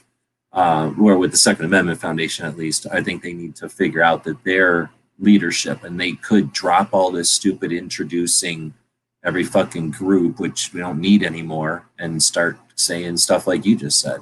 Hey, here's what you could be doing at your gun shop. Hey, here's what you could be doing at the next gun show. Hey, here's what you could be doing at the next competition shooting event. Hey, here's what you could be doing at the next event sale, a state sale. Here's what you could be doing at the next open house at a gun shop. Hey, here's what you could be doing at the next time a manufacturer in your town is having a party or a fucking, what do they call it, a picnic or something. There's so many opportunities where we could talk about 2A, and like you said, like, find activists and become whatever, add that skill set to our list, make gun owning a bigger thing. I mean, at some point we all owned guns and everybody was like, okay, I own a gun, fuck you. And then people were like, hey, you should be able to shoot that gun better because you're a bunch of dipshits. And then people were like, all right, I'll go shoot my gun. And then they got better at it, right? And then at some point people were like, hey, when you go kill stuff, don't kill what's behind it or like 8 of the things, just kill the one. And people were like, all right, I'll do that, right? And then at some point they're like, hey, when you leave your gun at home, don't leave it loaded in front of all the kids so that when they go outside and they're too stupid, they play with it and hurt themselves. Okay, we'll put it somewhere else. Like, we just do all this shit and we don't care. But like, when it comes to like, oh, be an advocate for the Second Amendment, oh, that's where I draw the fucking line. Like, I'm not gonna fucking do that. Like, no. And nobody actually says no, but nobody fucking ever, brings it up. Like, hey, this is also necessary. Like, hey, we can't own guns unless other assholes fucking leave them alone already. We got 7 people watching, so we've literally driven away all the non-2A people that were watching us. Now it's just the extract, just the people that care the most about the Second Amendment. The 7 people left on planet Earth that care about the Second Amendment are watching right now. Excellent. 3 hours in. You guys have anything else to chat about? My problem is I've been drinking coffee, so I got nothing else to do. I'll keep chatting if other people will chat. I just don't have any topic. Were you doing some sort of patch thing tonight? Look at Mr. Patch Addict. He's like, oh, no, something going on about patches? I heard about patches, and I got all the machine stuff. Yeah, exactly. I don't know what the hell that was. Yeah, that was supposed to be me tapping my wrist for a vein. I don't know what it sounded like on that. Doing like a Keith Richards? Yeah, I was like itching my neck and then tapping my vein. So Gizzard never showed up. But did Gizzard ever say what he wanted? I don't think he ever did. But I don't think he showed up tonight. And then, oh, look at this. McKay Joe, he's out here, I think. Because he's gone? Or is he still here? Oh, I haven't seen him for a while. So McKay Joe's probably gone. He was here. But notice how Barbecue waited until McKay Joe went to sleep before he started bringing up the patches so he could get a better selection. Well, naturally. I mean, I'm not done. I did not accumulate all these patches by not strategizing or anything. And then what else is there? DJ, I don't know what happened to DJ. I know that last thing I saw was Barbecue giving him something to drink. And now Here we are, no DJ. He got Bill Cosby. And then, of course, this guy comes in. So, yeah, what do you need? What do you had in mind over there? Who, me? I have no idea. I'm not even 100% sure what you're doing with it. I just didn't want you forgetting. At first, I was like, oh, you know what I'd like to do? Live a normal life and have like heat when I want it and stuff. So I was like, oh, you know what I'm going to try to do? Sell stuff at the store. And then I was like, oh, you know what? I also tried to go to California, and that cost me like $300 a guess. So maybe I'll do some sort of fancy thing. But then I didn't do anything. And then did the newsletter thing today, I guess. And then I was like, well, shit, I'm not going to make a video being like Free Patch Friday on top of the newsletter thing. So anyway, it didn't work out. I don't plan my shit, and I'm not good at that. So anyway, I didn't do anything. So since you were the only one that seems to care, and 1, 2, 3, 4 of the other people do care, they're just not here, I'll probably just do something tomorrow or something. I had an idea to get a bunch of patches out and make like a fancy patch panel for a pick your own free patch thing, but I don't have any places to do that right now. So I have to like, it's sort of a Tetris match of like put a bunch of shit away so that I can spread something else out so that I can then put it away and put the first thing back out. But then you technically need a third place to put stuff in between all that. And I'm somewhere between like a tiny home and a, what do they call that when you hoarder? So I'm like a hoarder in a tiny home, which means like one bag of groceries makes it like I'm falling all over everything. Free patch Saturday, I guess. Or like long Friday. It's like the free patch brunch. But yeah, Saturday, I guess. But the other thing is, I'm not going to be around tomorrow, so I guess I can't do it tomorrow. Now that I'm thinking about it. Shit, how late am I staying up right now? Damn, I have to get going. I totally forgot I have to do something tomorrow. So maybe tomorrow evening, if I'm not asleep. But we'll figure out something. I won't leave anybody hanging.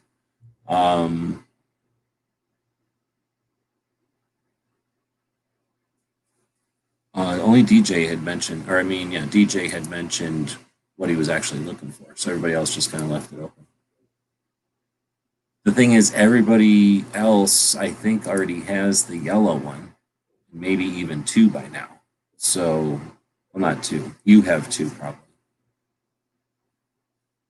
If you sent one in the package last week, then I'll have 2. But last week's package still isn't here.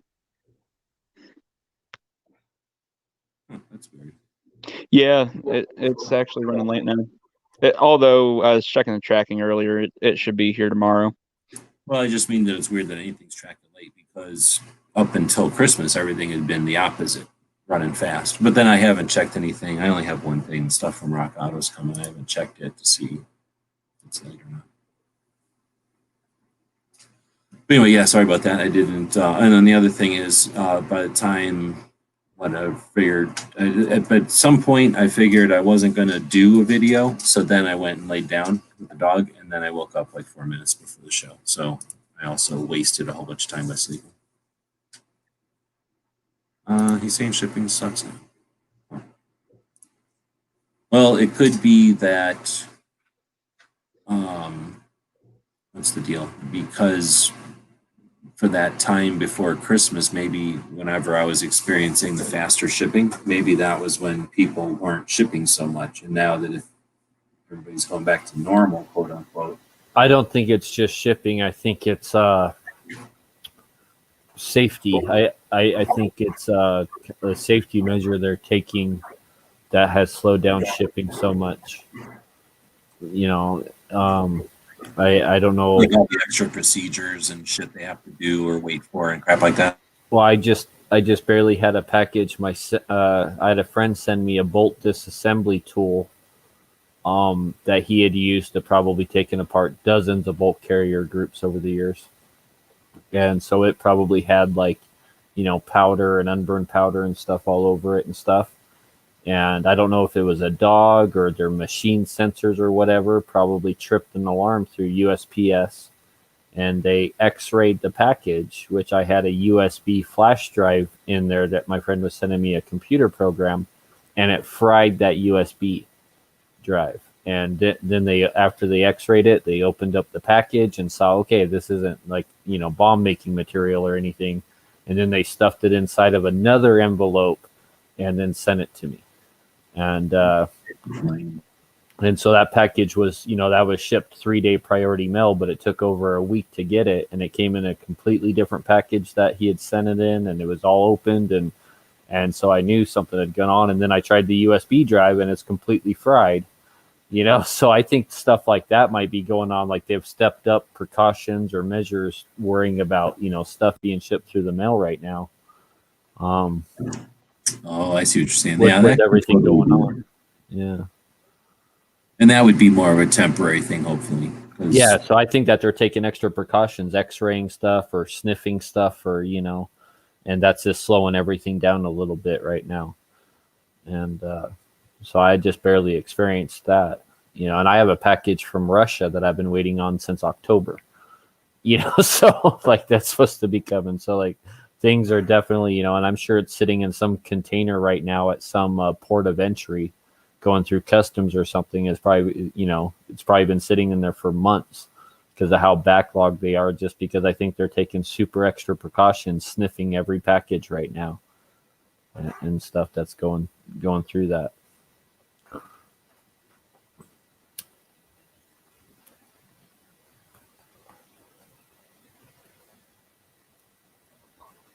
And plus, you know, just people ordering stuff from, you know, online instead of going out to the store and buying it right now because of COVID and everything. That's what I was thinking. That's not going to help it. But I definitely think, you know, just because I just barely experienced this week, I got this and had this happen. So, you know, and there was a little letter saying that we opened your package and all this stuff with it. So, you know, like they didn't even try to hide that they opened it, you know, or anything. So I'm guessing that there's probably a lot of that going on. So if you're sending a dirty bolt carrier group that's not, you know, has any kind of residue on it or this gun part or anything like that, you could definitely be in for a big delay.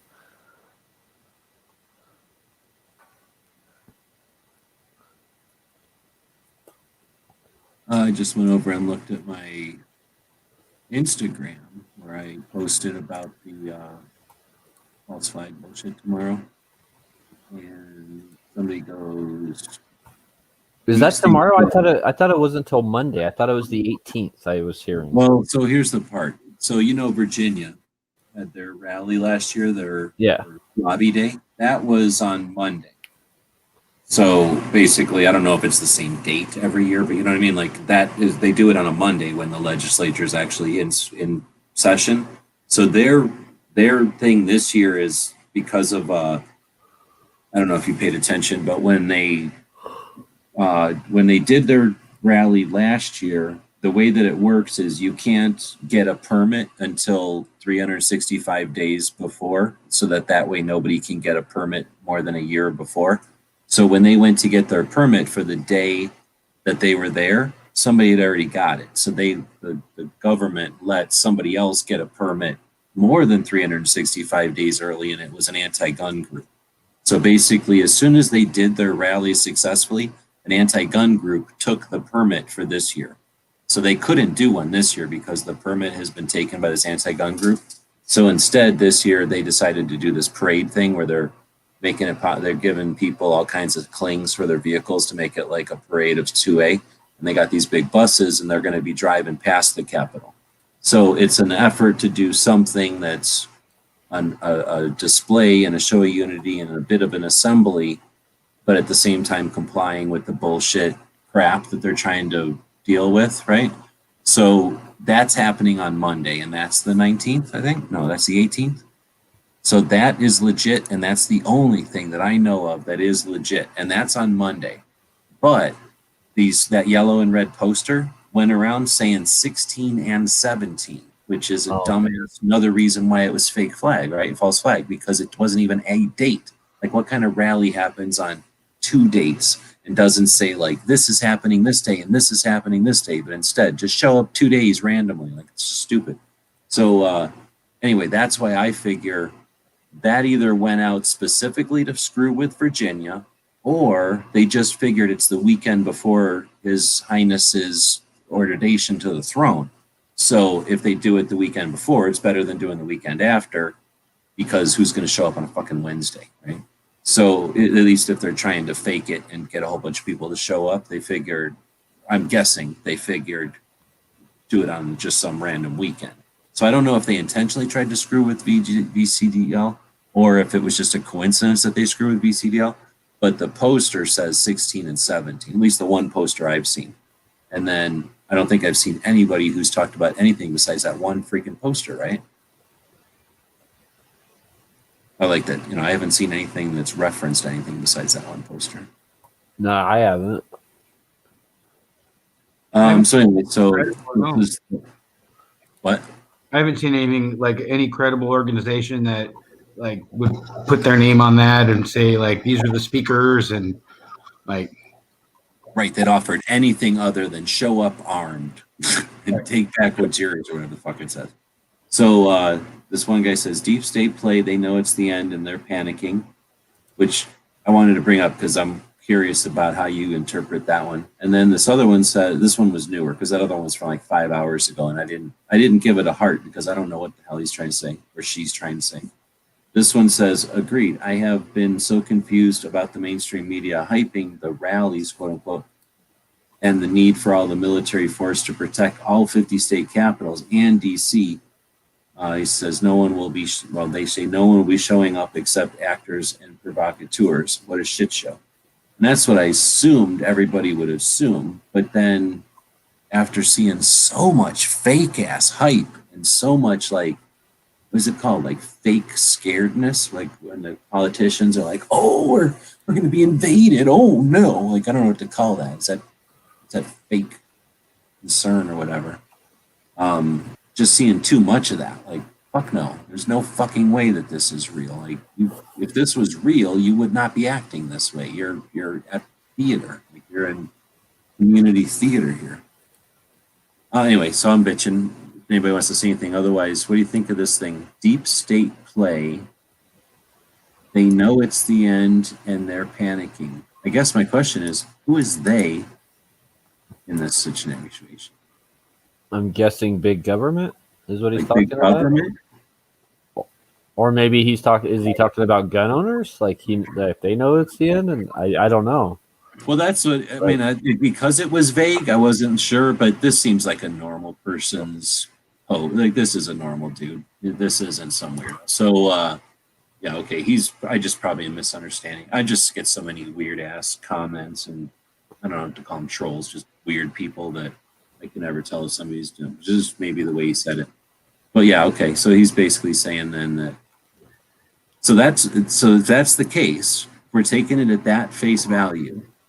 Is that? I don't think I've heard anyone except me be that optimistic about this. So do you think that this is all just like a giant, like, what's the word? Like absurdity or like a giant like mistake that they're making?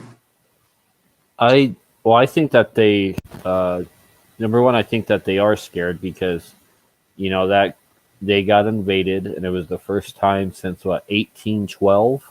We're talking like the Pelosi's and the whoever the representative. So I think that they did get a little fear into them because it came to their front door, right? And inside their front door. So I do think that they might be a little concerned, like, oh man, and then that's why they're amping up all this extra protection and stuff like that, because I think they did get some fear put into them. I do. Like some of the pictures I saw, like they got, people were huddled down underneath their Congress chairs and stuff like that. And just, so I think that they did have some concern brought to them.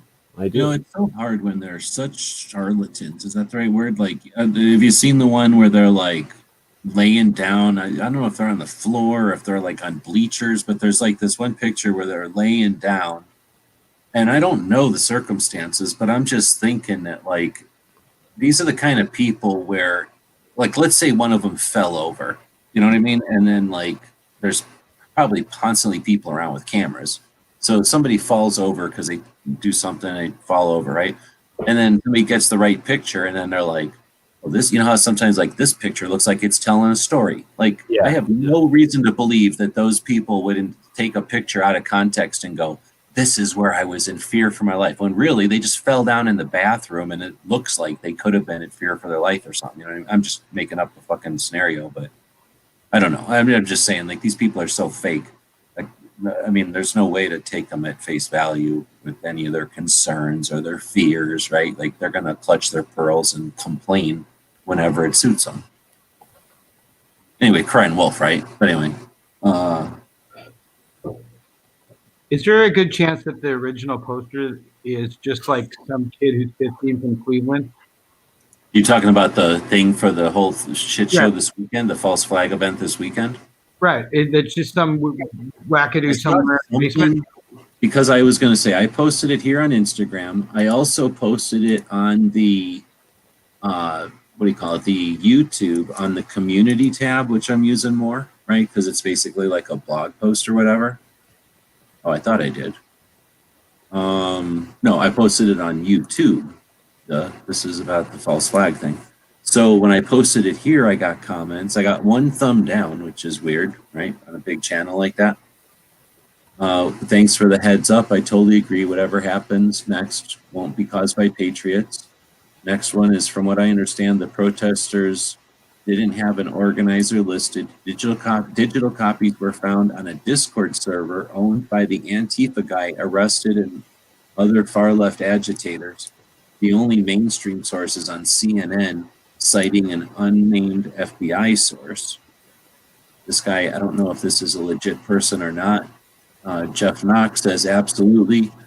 Not aware of any group or prominent, credible individual within the rights movement who is supporting or promoting this nonsense. We'll be having our own regular rally in the Capitol in Arizona in February, but nothing before that.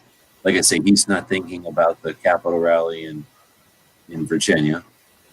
Then Smith is saying people should not get involved with this event or people that can lead to the loss of their own gun rights. And then this guy says the source is Satan. But that was the only thing I heard, is that this person says that digital copies were found on a Discord server. But here's the thing. I mean, you'd have to have not just a digital copy, but you'd have to have what's it called? The like, let's say it was made The in timestamp. You'd have to have the timestamp of like, hey, this is the first occurrence of this on the net happened here. Well, even that could still be just somebody copying and pasting. I was going to say, like, in your Adobe Illustrator or your Photoshop or your Inkscape, you're going to have like the pieces that made the document. Like, you're going to have a document with a bunch of layers, and it's going to have a final product that looks like one layer with all these combined colors, but it was created somewhere. And if that document was created in that kind of software, then that would be a fingerprint. That would be like, oh, okay. Either it was made on this computer, or at least you have the source material for the document, in which case, you have more access to it than anybody else. You probably distributed it. But, anyway, it's tough to say in a digital world. But on the other hand, we're just speculating in the middle of the night on an internet chat. There's people whose jobs are to figure this shit out based on some kind of digital fingerprints, right? Like they find, hopefully, child traffickers and all the other horrible shit that's out there. So they should be able to trace this down. And that's one of the reasons I know it's false flag, because if it wasn't, they would have traced it fucking down. What the fuck? We have Secret Service. Like, you don't screw with the government of the United States. Like, well, look at how fast. Say, oh, we don't know what happened. We don't have a Secret Service. What? Look at how fast they recognized people from all over the country using, from that storm in the Capitol, from every state. And we're knocking on doors. So you're telling me there's so many people? That's bullshit. There's so many people involved that they can't track them all down? Bullshit. There's heads, there's organizers. Nah.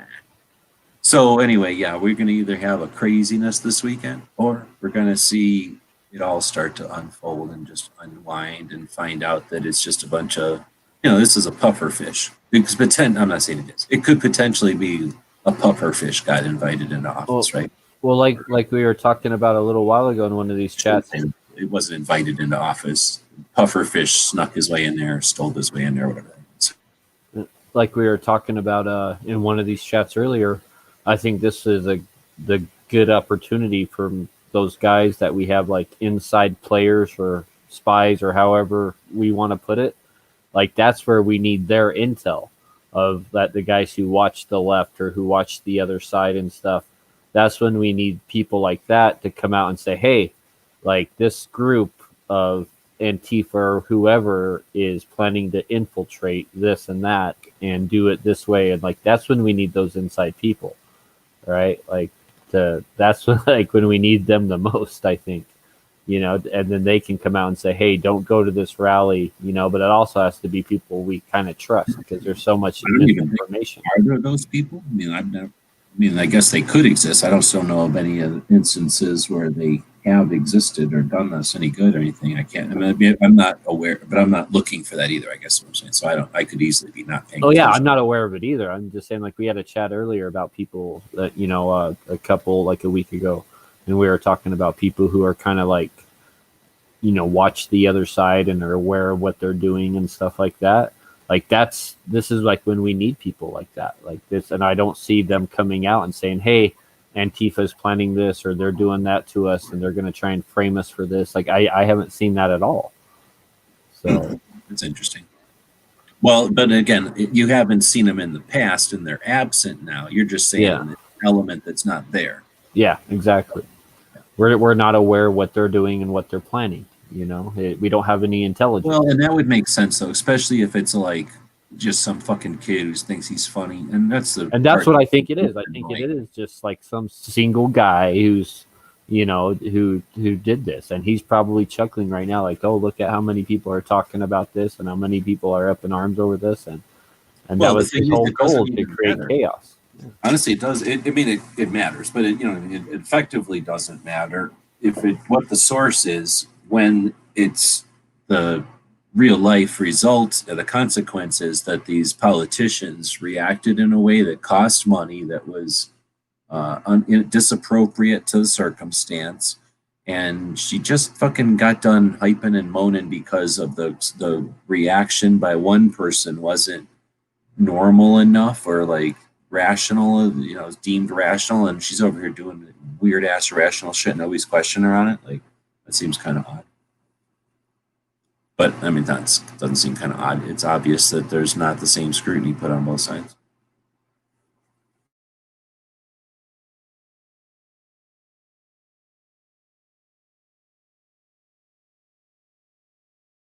Well, I guess I muted myself and I said all this, but we're now going up to the 4-hour mark, which is like easily 2 hours more than anybody paid for. And we should probably wrap it up so that we can start talking about the real crazy stuff off air. This stuff has been all the made for primetime topics.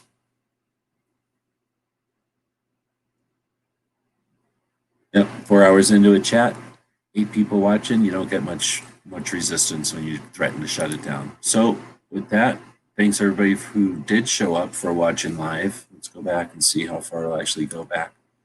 It'll go back to only 10:47, so almost all the way back to the beginning. But a bunch of people have been in here. Kingpin was here earlier. G23, both of them put me in 2A and went to sleep. Makojo was in here. Got screwed out of some patches by barbecue. Pink Panther was out here. He might still be in here. It's hard to tell. He's working. And then Erstwhile is still out here. Angelina was in here for a bit. Wheel and Alarm jumped in for a little while. Woods was in here for a while. He's gone, right? Oh no, Woods is still here. What else are we missing? Pants. And everybody else who was here. Oh, Knives. What the hell? Leave it on Knives. So thanks everybody for showing up. We had another decent week of chats and some interesting stuff thrown in there. We will follow up on some of the projects that we started this week in the future. If there's still an internet, if we're still free, and if we've got, you know, the ability to distract ourselves with stuff like this. Remember what it's like going into stuff like this, because I don't think this is going to be the first time we're going to deal with this in whatever the time frame is. And some of us have been to the brink of having to walk into unknown, and it doesn't get easier. You just get accustomed to it, and you just get used to the potential consequences on the other side, and I guess a little callous. So for those of us that have done this a few times, let's try to remember what it's like for those of us that haven't, and then vice versa. And then there's probably something to be said for just understanding that we're going through a phase here, or a transition, potentially the curve. If this is a wave of or a cycle, we could be literally walking through the turbulent change of direction. But the result of a change of direction is a fast, quick, swift, almost inevitable move to the other direction. So I'm not guaranteeing that at the end of this weekend, but who the hell knows what's about to happen. Appreciate the moment, right? What do they say about living in the past versus living in the present versus living in the future? There's probably all kinds of cool sayings about that. But yeah, we live in interesting times. We are able to live in an interesting time, and appreciate it. We'll see y'all on the other side of this whole thing.